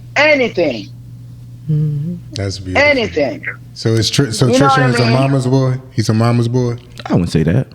Well, Let her I would answer. say, yes and no. He's not a mama's boy where he's a softie. He's a mama's boy because I raised him, you know, to be a good guy, to be a good guy to woman. You know what I mean? And ain't nothing wrong with that. She said ain't nothing wrong because she got a mama's boy. My mama has a mama's boy. That's why she said ain't nothing wrong with that. Ain't nothing wrong with that. Yeah, I don't feel like he's a softie. I just feel like he knows how to treat a woman. That's right. Because he learned from me. And he knows if he's wrong, I'll tell him he's wrong when it comes to a woman. He knows that for a fact. You know, he can tell you that anytime, you know. So is it easy for y'all to correct your sons when you see them doing, you know, ill things? Oh, yeah. I'm not this woman ain't got no, ain't don't hold none at a I'm time. not scared of either one. That's all right. She I don't will. care. That's right. Let them know. I am not scared of either one of them. all they can say is mommy. Like when I go out with mommy, you know, listen. She way more softer now because I see her with the grandkids and I'm like, that is not the same lady. That's what happens. That is not the same lady. That's what happens when you get grandkids. As they get older, they try writing their wrong. I know, right? Let my grandbabies do what they want to do. I see toys all over. Yeah. I see all grandkids are different. Listen, she had these toys that I used to work at McDonald's and I used to get these toys for all of the like the play toys Happy and stuff. Meals. Yeah, me and my mother's like the same. We collect stuff, and she got the kids playing with it now. We couldn't even touch them things. I'm like, I'm the one that got it for you, and I can't even touch it. I go in the room. I'm like, are you serious? My nephew playing with this? It's different for the grands. The grands aren't, you know. Why is it different? Yeah. Because, you know, let me tell you something. When you guys were younger, you don't know the value of certain things. Like I got a tiger or whatever it is in my curio right now. That's Tristan's. And I would never give it to him. A girl bought it for him, but I took it from him because I said, this is a collectible item and you don't know what the value of this thing is. That's mine. She took it. But the grandkids don't know the value either. No, but the grandkids ain't gonna play with the collectibles that I have in the curio. They can play with those little toys and stuff, but you know. What else did she My used to real collect? stuff, no. You got like 3 collections of things. Who, me? Yeah. Well, I've always had collections, bro. I've always collected something. What else did your mother used to collect? Because like you I collect. collect dolphins. Oh yeah. Elephants. I used to buy all these dolphins. Yeah. Yeah, Lord have mercy, I can't take no more. Back in the day, we used to Give me the collect money. CDs and DVDs because I used to sell DVDs and stuff. Oh yeah. Yeah, I had. Oh, you was a CD man? Yo, let me I tell you, got a lot of old records Mommy, and stuff you like remember that. how my wall was of DVDs? Like how many? Like I had like thousands in the of basement. DVDs. Oh my God, yeah. Thousands. Yeah. Insane, bro. Yeah, that's true. Everybody Yeah, just, in it the was like basement. it was like Blockbuster. Yeah. Me and my mother used to go to the store and we like just go and my mother I used to put her on with a lot of music and stuff like that. So like even like Life before Life came out, a year before he came out, like Yeah, Public, you turned me on to he Life. wasn't even on the radio or nothing there. All that stuff. Like me and my mother used to go to the store and curate music and all that stuff. Yeah, all that. Yeah. Yeah. That's what's up. It's another girl too. What's that girl name? India Irie. Yeah, India Irie That's her before she name? was out. India Irie? Yeah. I knew about all of them before they was out. Like before they was big and famous. Like Yeah. I used to go to the store and pick up people that nobody knew about. Oh wow. And I would get like 7, 8 CDs of people that nobody knew about, and I would check them out. And I still do it to this day, but it's just now we do it streaming. Right. You know Because what I I'm was saying? like, CDs is crazy. Man, I used to spend so much money. It's crazy. Like, you was making money like that? Well, That's how. Hold on one second. All right, that's how you raised him. Like you raised him almost growing up yourself and becoming a woman yourself. And I can see when I'm around Tristan, like how he thinks and like his critical thinking and his protective skills and all that. I want you to troubleshoot motherhood because it's women out there that's probably got the similar story to yours where you like, man, my son is right by my side, my daughter is right by my side. There's certain things I cannot shelter them from because it's out of my plans. Right. So what would you say Right. to I can shelter them from women treating them like crap. that's her biggest thing. Because a lot of women don't get their mom don't raise them a certain way right. because they wasn't raised a certain way. So Right. that's one thing I cannot I can't choose a woman for my voice. Right. So they could choose their own. So they're gonna go to their own path when it comes to stuff like that. But one thing I could tell them: don't let nobody shit on you. So In those words. So what would you say to a woman that has a similar story to yours? How would you troubleshoot it? And when you finish giving your advice, your troubleshoot, end it with, "This is my troubleshoot, please." Okay. Well, I would say, even if you're a single parent, you can always do the right thing with your kids. You could always make sure they go in the right path. And if they don't, it's not your problem. You can't beat yourself up when they choose the wrong path. You just have to do the right thing for them until they come of a certain age to do for themselves. And this is my troubleshoot. I love it. Miss Poppy, I'm so happy to actually have a conversation with you. This has been wonderful. It feels good to talk to the woman who raised Tristan. And I see every bit of his personality in you. So I love it. Thank you so much for your time. Yes, man. You're Thank you. Thank you so much for staying up past your bedtime. I appreciate that. We really appreciate that. I don't. My bedtime ain't coming. Right. Hey, Have a good night, guys. Yes, ma'am. Yes, ma'am. Thank you for raising Tristan the way that you did. You did a great job. Yes, ma'am. Thank you. All righty. You get to meet me one day. I'm Yes, excited. All right, love you too. I hope we get to. Yes, ma'am. All right. You have a good one, okay? All right. You too. All right, mama. Bye-bye. Yeah. Love It's her. all like the same. The mother, you could kind of see the troubleshoot together because, Quan's mother kind of said similar things that you say. You know what I'm saying? It's 100%. wow. You can really hear I respected my mother enough to keep the bull crap away from her. Yeah. And if it was bull crap, it was just unconditional. She was just like, whatever. Absolutely. You know what I'm saying? Yeah. Absolutely. I remember I called myself. I had a little Facebook beef with my mama because I messed up, and I think we planned a trip to Panama for spring break, and one of the people backed out, and it left us without having that payment for the rental car. And my mom rented the car for us. Hold on. I got my mom's on the phone. You keep us talking. Let me make sure. Mom, can you hear me? I can hear you. All right, one more. Go finish your story. Hold on. And she was just like, well, y'all gotta make that final payment. And I'm like, make the final payment. The other girl didn't come. The final payment is gone. She don't got it. And she was like, well, you still gotta pay me back because I put my card on the line. And I'm like, I put on Facebook, people. People. You really started with people. People always want to bring up money. Money be the main reason why families break up. And Mom wrote, next time you want to say something, call me. Yeah. That's what's up. Hey, that's why my son not talking to me right now. Because he put something on what you got, and I corrected him, and he blocked me. Oh no. Yeah. That's all right. I said, oh yeah, you gonna get this. Absolutely. All right. Only reason I'm rushing y'all is because Let's go. Hey, Ma. Yes. Yeah. Hey, welcome to the Troubleshootin Reality. Today we troubleshooting motherhood. My co-hosts are gonna ask you some questions. You know what I'm saying? Nothing's off limits. I hope you don't embarrass me, but Please do. but go ahead and y'all dive in. I'm gonna try to keep up with the questions. I'm gonna always try to make myself look good. You know My what I'm saying? first question is, because hush, please. What's your name first, Ma? Introduce yourself. Yeah. Hi, I am Lisa Matthews, and I am Nico's mom. It's Uncle Neek now. So are we referring to you as Miss Lisa? Yes, Okay. that's fine. Perfect. Miss Lisa, I'm Kween. It's nice to meet you. You as well, Kween. We also have Tristan. Hello. It is nice to meet you.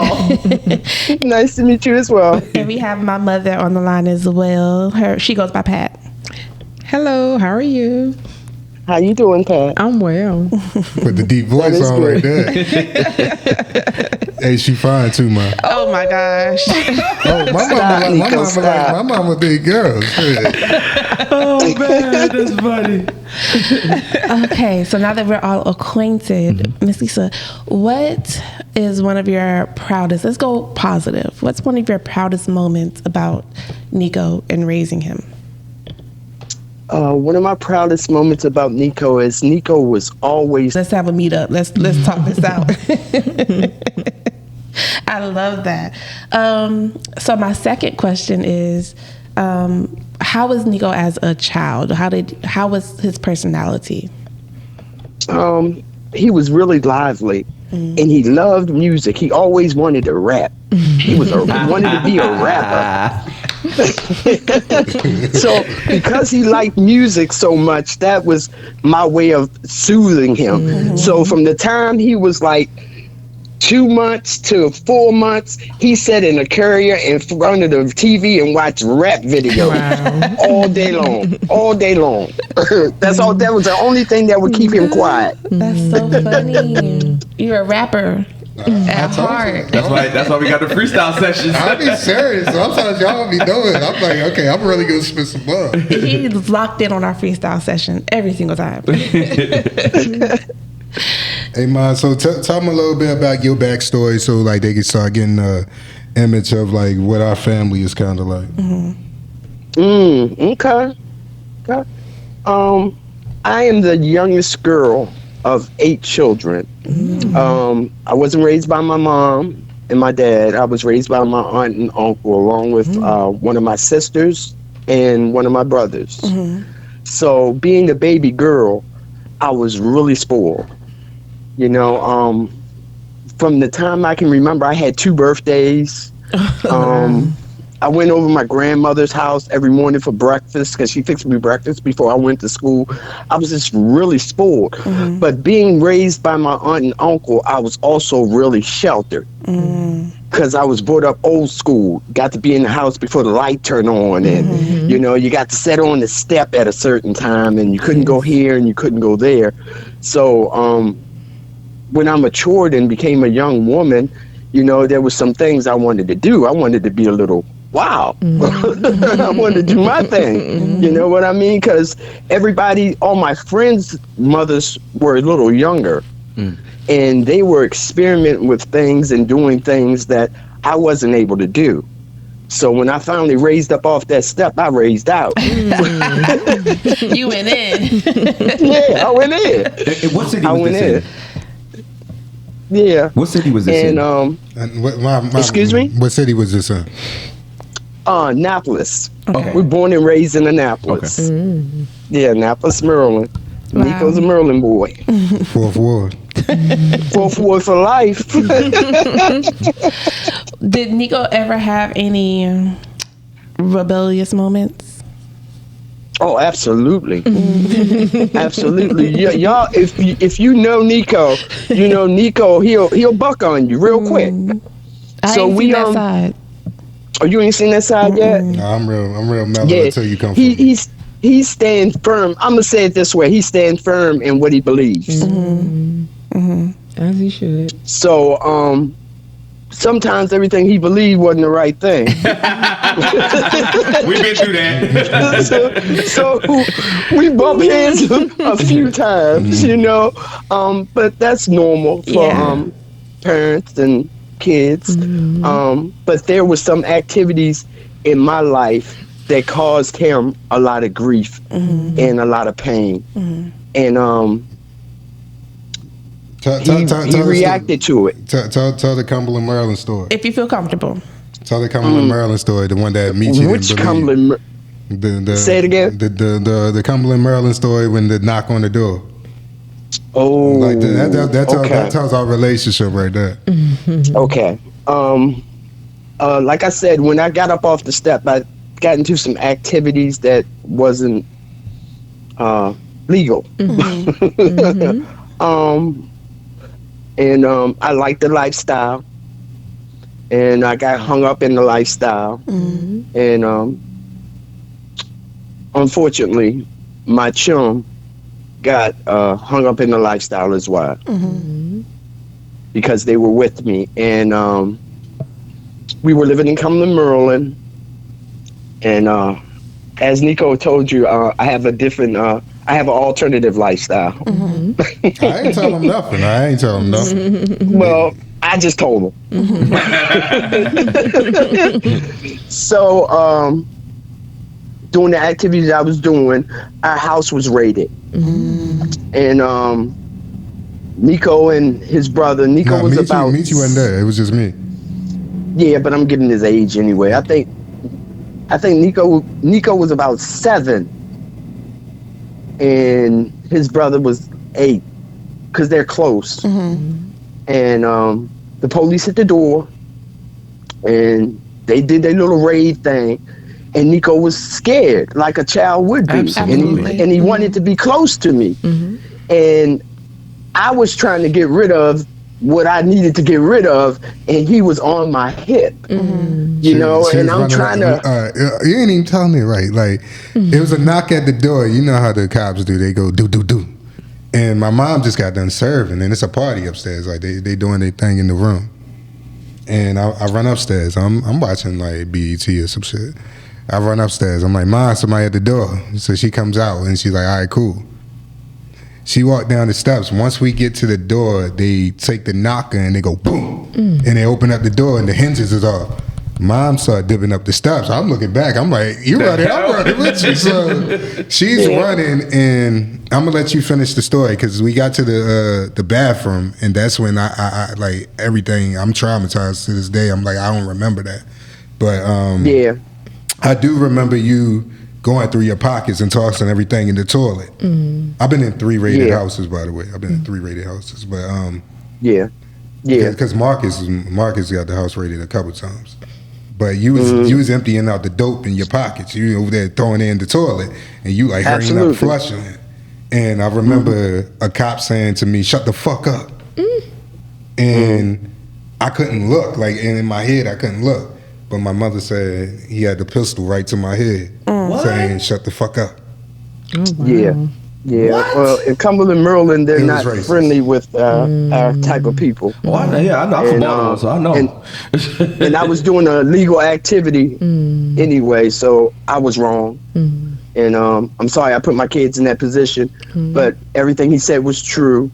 And he had to watch me get picked up and slammed and taken away in handcuffs, and and they were put in a situation where they had to go with my nephew who was there at the time, and they didn't know whether I was going to get out. Yeah, my brother didn't believe the story, but so my mother used to carry a lot of jewelry. You know what I'm saying? Like she dresses just like how I dress almost. She always been a good dresser. In that situation, like I'm like confused. I'm like, what the hell's going on? But in like to make my spirits high, she's like, here, take all my necklaces. And I take all her necklaces. What I do with them necklaces, Mom?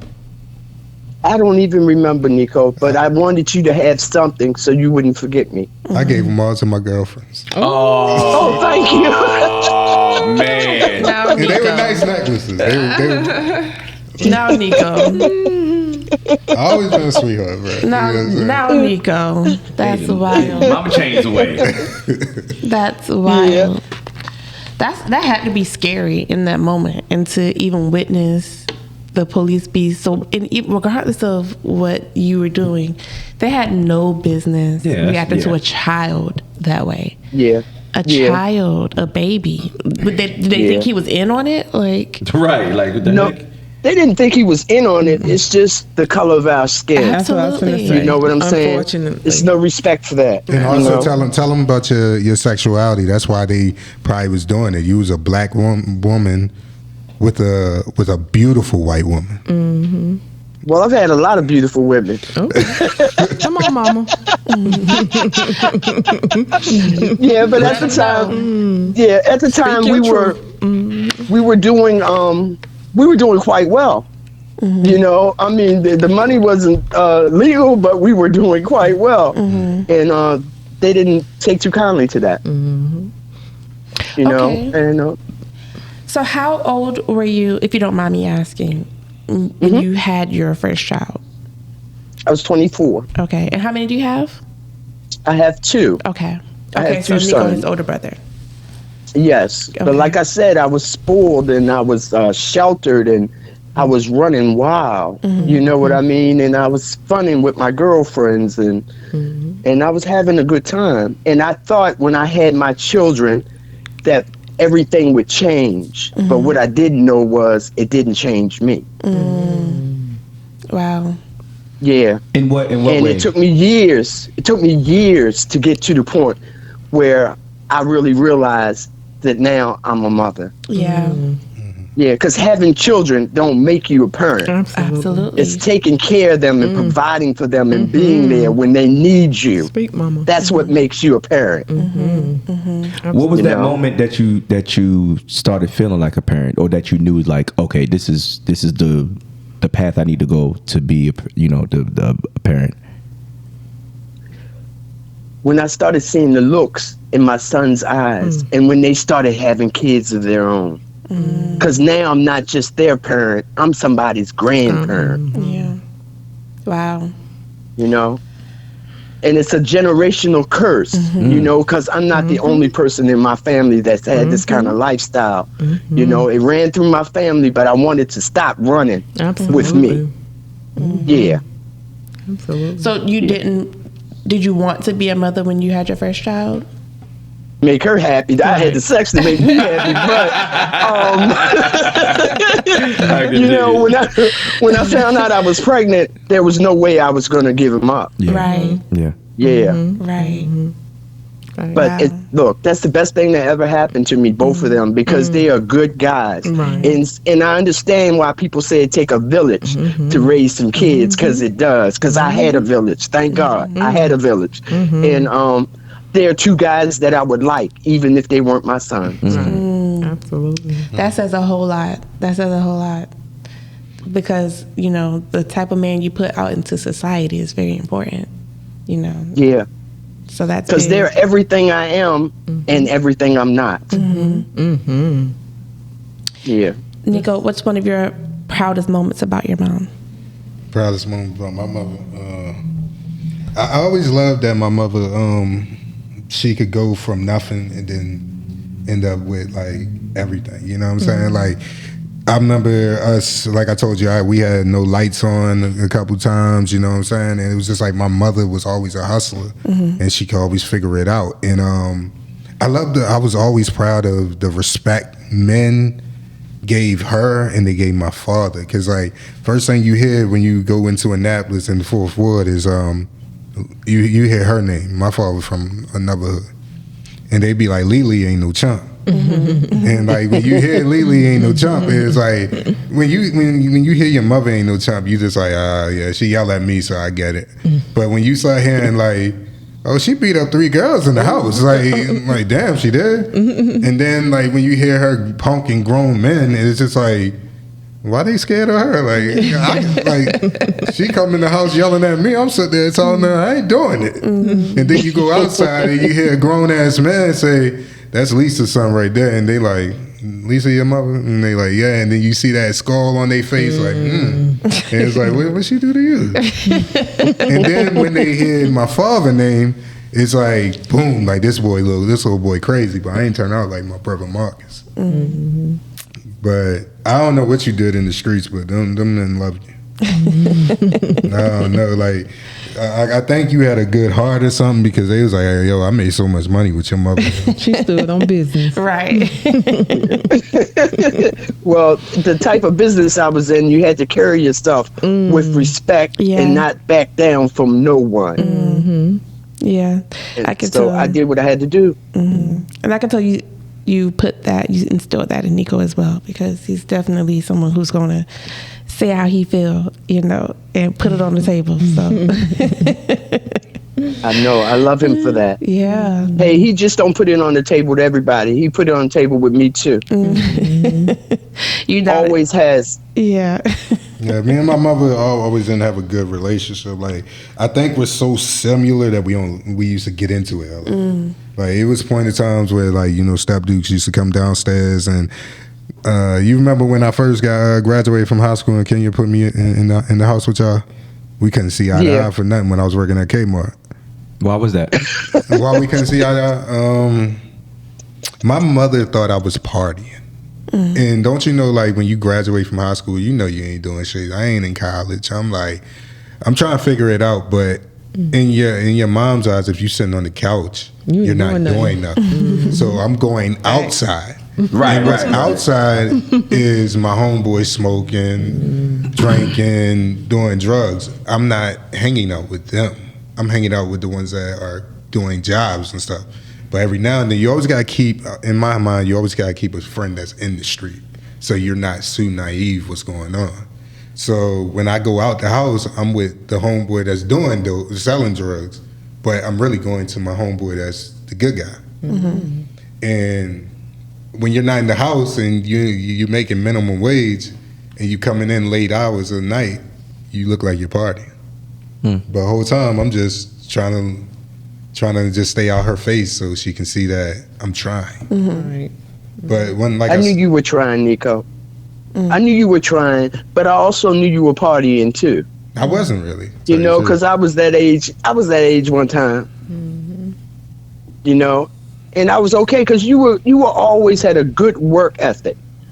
Because I always had one. Even though I hustled, I always kept a job or two. Yeah.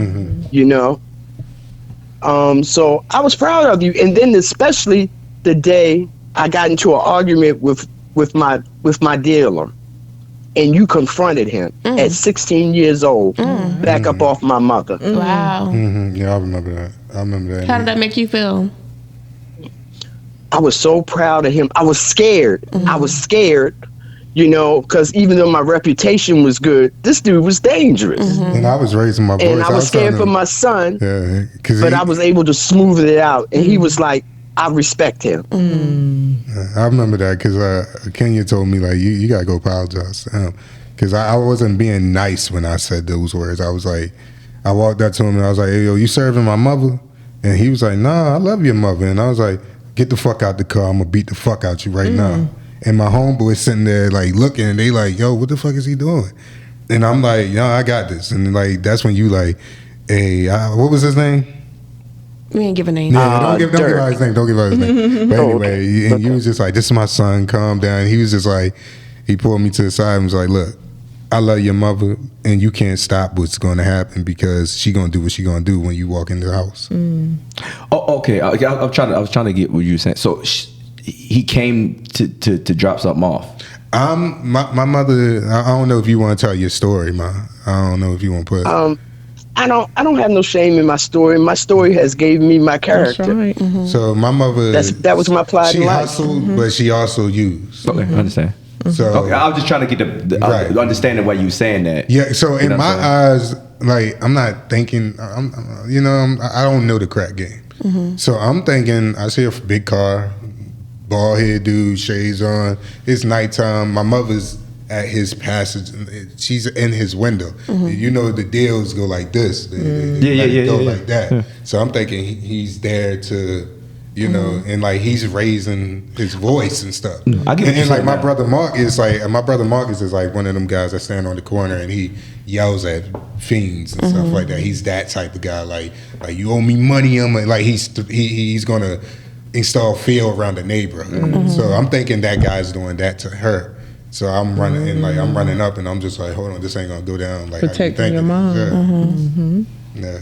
Like I like I told y'all, like I accept everything. When I love you, I accept everything you are. But to my best ability, I'm gonna try to protect you. Right. Absolutely. So how did that make you feel at that time, Nico?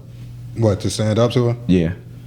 I mean, like the after effect, like because even you had to go apologize and all of that, like, you know what I'm saying? I mean, I never apologized. Oh, okay. I never seen the guy. They didn't ask you to. I mean, after I heard about who he was, I was just like, hey. Yeah. Like, well, that's what it is. Yeah, like it was what it was. I mean, yeah. I stood up for what I believe. Yeah. Would you say that was one of your favorite moments, or do you have another favorite moment, Miss Lisa? Say some positive shit. Yeah. And Nico, but I had already squashed that baby. Because she don't play about her baby. Mama to the rescue. That's that Mama Bell, baby. We gonna do it. We gotta do when we gotta do it. Absolutely. So what was? Did we already ask a favorite moment? That was the favorite moment. She's like, I'll stand up to her deal. That was your favorite moment, or do you have a different favorite moment? That was a proud moment. Yeah. My favorite moment was when he decided to get married because he didn't want to have the lifestyle for his children that he had. He was a man. Absolutely. Yeah. Wow. And I regret that decision every time. No, it's not a regret. It's a time at the time, man. It's a time at the time. It was a moment. You take that Yeah. as lessons. You Yeah. don't take that as a regret. Exactly. Yeah, Life he is he about wasn't lessons. he wasn't doing what his friends were doing, having a bunch of kids and just from person to person. He married his high school sweetheart, and he raised his children, Is raising his children. and still raising his children. Absolutely. And he's doing a phenomenal job. I met his babies, and the youngest one clung to me. I'm obsessed with him. I'm so obsessed with him. He can have anything from my 7. 100%. He can have anything. Do you hear me? Now, the oldest, he hates my guts. He does not like me whatsoever. But we're going to work on it. We are going to work on it. I don't think he like any woman that, like I told you, I ain't bring him around no women yet. You know what I'm saying? Yeah. So he ain't never seen his father loving up on a woman. And not that he was loving up on me, Miss Lisa. We were doing the skit. We're going to clarify. Yeah, we were doing the skit that's not out yet. We were doing a skit and we were performing, and he didn't. I think he blurred the lines between reality and fake, and he didn't realize that this is fake. So he had a moment, but we got past it. Yeah. What's your opinion about him expanding into the role of being? What are we, a production team? Yeah, pretty much. All that. Shoot. Our podcast, our skits. What's your thoughts on it? I think that's amazing. I think it's not enough black voices out there to speak the truth and for people to hear. I think that's amazing. Y'all do your thing. That's what I'm talking about. That's what I'm talking about. Yeah. And look, by the way, Nico's nickname is Mr. Orange. Mr. Orange, can you tell us why? We got Dashiki and Mr. Orange. He's shaking his head right now. Can you tell us, Miss Lisa, why? My niece, McKenya, She's a woman and that her friends used to come over while he was sitting there watching videos all the time, and they said his head looked just like a orange. So he's been Mr. Orange forever. That is funny. He would have never told that. He would have never told that. Family ain't they no still call me good. that. They be like Orange. Orange. That's like the name I told you I called my brother. I ain't gonna say it on live, but you know what I'm saying? Yeah, so thank you for that, Jim. It will definitely be used from here on out. Used. You are appreciated. Y'all ain't never called me Orange. Y'all been- No, we Y'all- put that in the skit or something. Mr. Orange and Dashiki. Hey, Ma, so let me ask you a question. What was one of your biggest challenges as a mother? Learning how to be one. Yeah. I didn't do everything I was supposed to do when I was supposed to do it, but I tried my best. Yeah, And I do love y'all dearly, to the moon and back. I can hear it in your voice. Yeah. It didn't come with a book. Manual, yeah. It didn't come with a book, so, and especially being so young, trying to be in this world and be a mother at the same time. Listen, I'm 30. How old am I? 34. 34. I'm 34. Damn, you at that age where you forget your age? I am. I do it every day, I too. ignore it at this point. But I'm 34 and I'm still like, I'm a baby. I couldn't imagine having kids out here. I am just a baby trying to figure out life. I'm new here. So I couldn't imagine, having to grow up in a world and grow children up. At the same time, y'all growing up together. Yeah. Yeah. And when I had my first son, his brother, my mother had just died. Wow. Yeah. How was that being a mother when your mother passed? It was really scary because I thought she would be there to help me. Absolutely. You know. But my sisters kicked in as much as they could because they were raising kids of their own. Right. So a lot of things I had to learn on my own. A village. And yeah, it was scary. Yeah. You know. Absolutely. Wow. Yeah, because you're right. It doesn't come with a book, but neither does life. It doesn't. Yeah. One day at a time. One day at a time. At a time. Do you have any regrets? Yep. Not at all. Not at all. You know, because my life has taught me what to do and what not to do. What's your thoughts on you and Nico's relationship now? What's your feelings on it? Nico is not only my son, he's my friend. Yeah, we have good conversations. We talk about women. Yeah. Because I was a bit of a whore back in the day. And he has had his whorish moments as well. You know, all that charm and charisma and swag, he got that from me. That's me. So he is my friend. We've always been open with each other and honest. Yeah. I mean, he can say anything to me, you know. And it's okay because he's my son. Regardless, I'ma love him. Do you think he's a mama's boy? That has been. You know what? That's a hard one because all boys love their mothers. You know what I mean? I think he's a bit of a mama's boy. He can but be. Not so much where he won't tell me the truth. Unlike his brother, because I do no wrong in his brother's eyes. But Nico will tell me, "Mom, you messing up, yo. Get yourself together." You know what I mean? Come on, Mom, you messing up. Accountability. Yeah. I love that. That's what I'm talking about. Well, at this segment, because they know your story and stuff, and you got a story of, like, you know, struggling with addiction, struggling with street life and stuff like that, and then you also raised 2 boys, and you weren't even trying to be a parent. Like, you didn't even go into depth that, like, I was a pop-up child. Like, you ain't even tell them that I was a pop-up child. Like, Oops, child. a pop-up child is so, like, my mother said she was in the streets. My aunt was taking care of my brother, and they said basically in the middle of the night, they didn't know she was pregnant. They just said she showed up with another baby, and was just like, oh. And my aunt said, nah, you gotta take both your kids. But like, what would you say to somebody that's, like, in that life, you know what I'm saying, and battling with, like, trying to be a parent? What would you say to a woman that's battling trying to be a parent, and like they still like the fast life, they still like the benefits that come with it, but they just can't separate who they are and trying to be a mother? At some point in life, and I can only talk about me. And this is my troubleshoot. This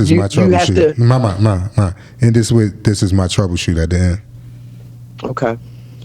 At some point in life, you have to make a choice. You know, you have to grow up, you have to be responsible, and you have to accept the things you've done and not just say you're going to change, but make a change. You know, and things in life don't come easy. But what is easy? And anything that's worth having is worth working for. Yeah. Absolutely. This is my troubleshoot. Yep. Just don't give up. Hey, this is my troubleshoot. And I'm saying, say it. Say this is my troubleshoot. This is my troubleshoot. Hey, but thank you for sharing your stories, man. I really appreciate that. Thank you so much, Absolutely. Thank you for staying up past your bedtime. I appreciate you. Absolutely. Thank you for. Yeah, because you know it's past my bedtime. I've been eating, waiting for y'all to call. I know. I was trying to give all our mothers 30 seconds. 30 minutes. 30 to 40 minutes. Well, thank you. I want to say thank you, Miss Lisa, for, you know, taking the time to, you know, make sure that Nico did have the things that he needed, and always being there regardless of whether it was obvious or not for him. You know, thank you for your hard work, because I know it wasn't easy to push past the things that you've been through. So, you know, I'm proud of you, and Absolutely. and I'm so thankful, and I'm so grateful to God that you pushed through and you're here with us. So thank you for raising Nico to be the man he is. Oh, thank you. You know, one thing, when you get clean and you get some clarity, you cry like, girl, you got me crying. That's what's up. That's what's I just up. want you to know I truly mean that. I'm so proud of you. I'm so proud of you. Thank Amen you. to that. And thank Nico. Thank you, son. I love And you. thank you too. And what's the gentleman in the back? You see, you come, you see. Thank you as well. And it was a pleasure talking to you guys. I really Yes, enjoyed thank it, Miss you. Lisa. All right. Appreciate you, Mom. I'm gonna call you tomorrow. Okay, love you, son. All right, Take love care. you too. Bye. I loved That's dope. this. This is That was dope. nice. I loved This is everything dope. about this. Yes. This is dope. And now that the mothers are gone, Time for mama to be We gone. about to close out the show Yeah, anyway, man. yeah. Like, this was a dope one. Yo, I had so much fun listening to y'all stories, man. Like, Absolutely. it's beautiful to see where our personalities come from. 'Cause you know what I'm saying? Like, could y'all tell, even in the troubleshoot, like how our minds process around our mothers? Like when I was troubled, when like y'all been around, so can you hear my troubleshoot and my mother's troubleshoot? Absolutely. absolutely. Because I can hear your troubleshoot with your mother. Yep. Yeah, I can hear yours with your mother. I can hear your whole personality with your mother. I was like, damn. And even all of their troubleshoots still were so similar. And I Yes, think that's it was. it's a motherhood. It's really genuinely a motherhood. Absolutely. You know, and Absolutely. it's beautiful to see all the different experiences, but still so similar. Yeah. Like your mom and my mom haven't been raised very, and I think your mom too. Yeah. All By three their own moms. mom. Yeah. Being Yeah. raised very similarly and not completely being raised by their either grandma or like. So it's And not giving up on their children. exactly Because it's Absolutely. I mean, it is on. I mean, to be honest, my grandmother did give up on my mom. You know what I'm saying? Like Right. because she chose him, and he was not a good person. You know what I'm saying? Right. Because he ain't like me. Well, look, you have to thank God that you wasn't raised in that. Yes, yes. You know, Yes. so everything happens for a reason. Yeah. God is good. Absolutely. I want to give our troubleshoot, but we ain't no mothers and shit. You know? I think we got a troubleshoot. We was raised by. Nah, I mothers. mean, but we got fathers. We got fathers. Well, what our troubleshoot can be is what's your troubleshoot on being a son or a daughter to a mother. That was good. Thank you. Facts. Yeah. I wouldn't be nothing without my mother. That's for sure. I wouldn't be nothing without my parents, but I definitely would be nothing without my mother. My mother's is just like that hard work and that resilience and all of that stuff. I get that from her for sure. Like I'm just one of those, like when I'm late at night and all of that stuff, and I'm pumping through, and I'm like, yo, why am I doing this? I'm like, why was your mother doing it? You know what I'm saying? And she was out there 4 a.m. Don't come home till 12 o'clock at night, and right back out there at 4 a.m. You know what I'm saying? So it's like, yeah, I can't allow myself to let just life pass me like that, and knowing that my mother came to this country and damn near almost killed herself. Yeah. You know what I'm saying? To make this happen. So that's why I'm so adamant at making it happen and try and just like, it's not money wise, but just when I leave this earth, they're gonna be like, yeah, that's Pauline's son. That's the father of Khalil. That's the father of Story. That's the I'm proud. You get what I'm saying? And I'm proud of him. Like, so that's my troubleshoot. Yeah, I would absolutely say something similar as far as I am so proud when people be like, oh, you Pat daughter. It gives me a sense of, pride to hear that. And, I think about me growing up and certain things, like we didn't like everything, and some of the stuff she would bring home to eat, I'm like, because she used to work at a nursing home. Nursing home food was good. Y'all had like apple cobbler and stuff like They that. had some good food. They just didn't want to eat It didn't have no sugar in it. Their palate wasn't mature yet. It was free. It was free. I'm right there with you. Look, they ain't know it wasn't no food in the house. I told them, they ain't realize it. A lot of stuff they ain't realize. Yeah. Yeah, That was but one. I'm so grateful And she said she doesn't know where this personality came from, but I think it came from seeing her grow and seeing her personality blossom.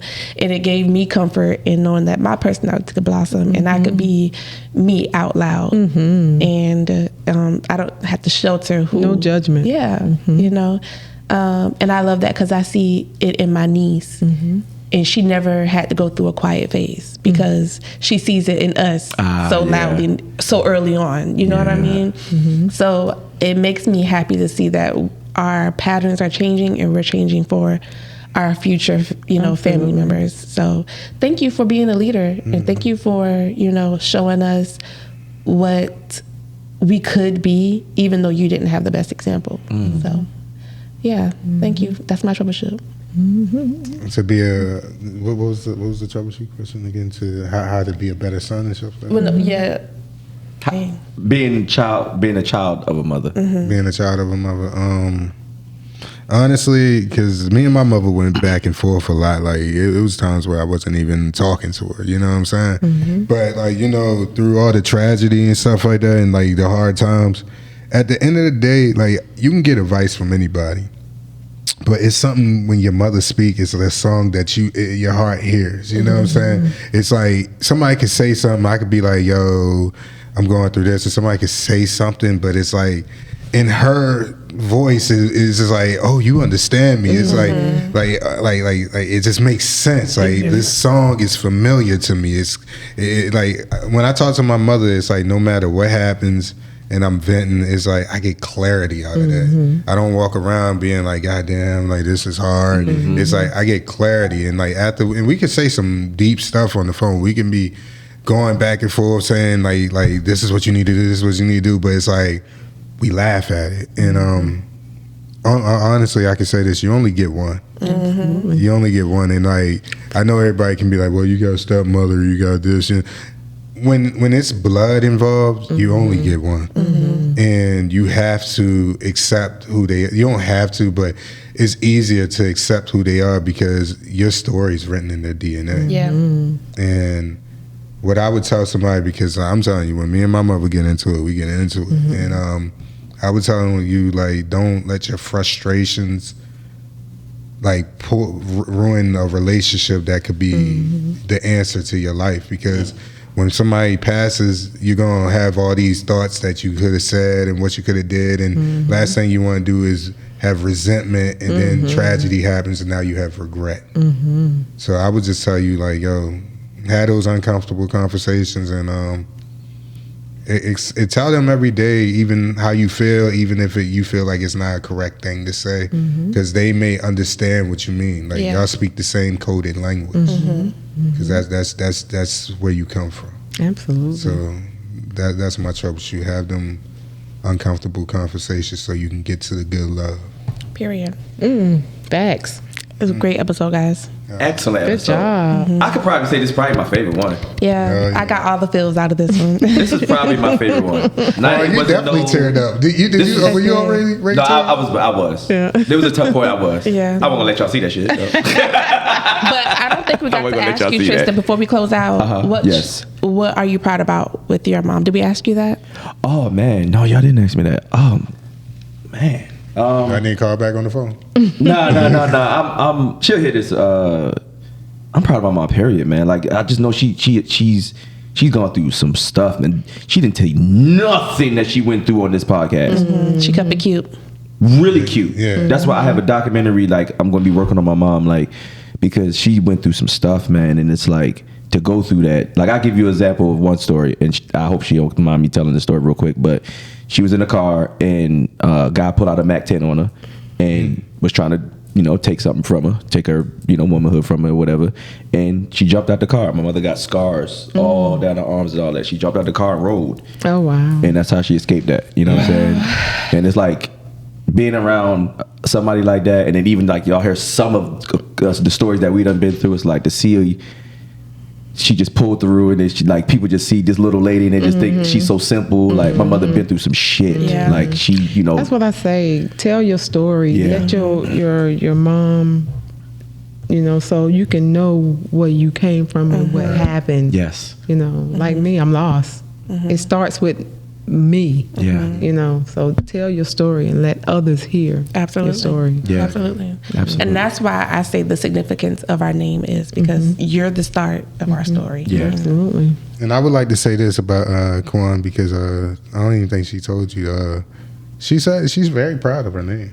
Oh. Like the fact that you saying it was Dashiki. I was about to say Dashiki or Kween. Yeah, because like she's very proud of her name. Like when she was breaking down her names, I was just like, it's a lot of areas in there. No, now she, but when she was younger, she. Was, I didn't like my name either. Yeah. I thought my name was Girly until the girl said, "I love your name." I said, "I do too." Your name is very charming. Like, 'cause I was the only very Tristan charming. for years. Like, I never met another Tristan, and then like as I started That's getting only older, white kids. Yeah, like you never, you know what I mean? So like, Tristan is like a very seductive name. you know, but I thought it was Girly. I was like, who was the name they kid? I'm like, do I look like a Tristan? I don't know. Like, It's always when you're older you start to appreciate it. yeah, Yeah. You know? Because I don't think I look like a Tristan. It's just like, but hey, My name, I like my nickname. I don't really like. I like the way my name pronounced, but like the spelling is crazy.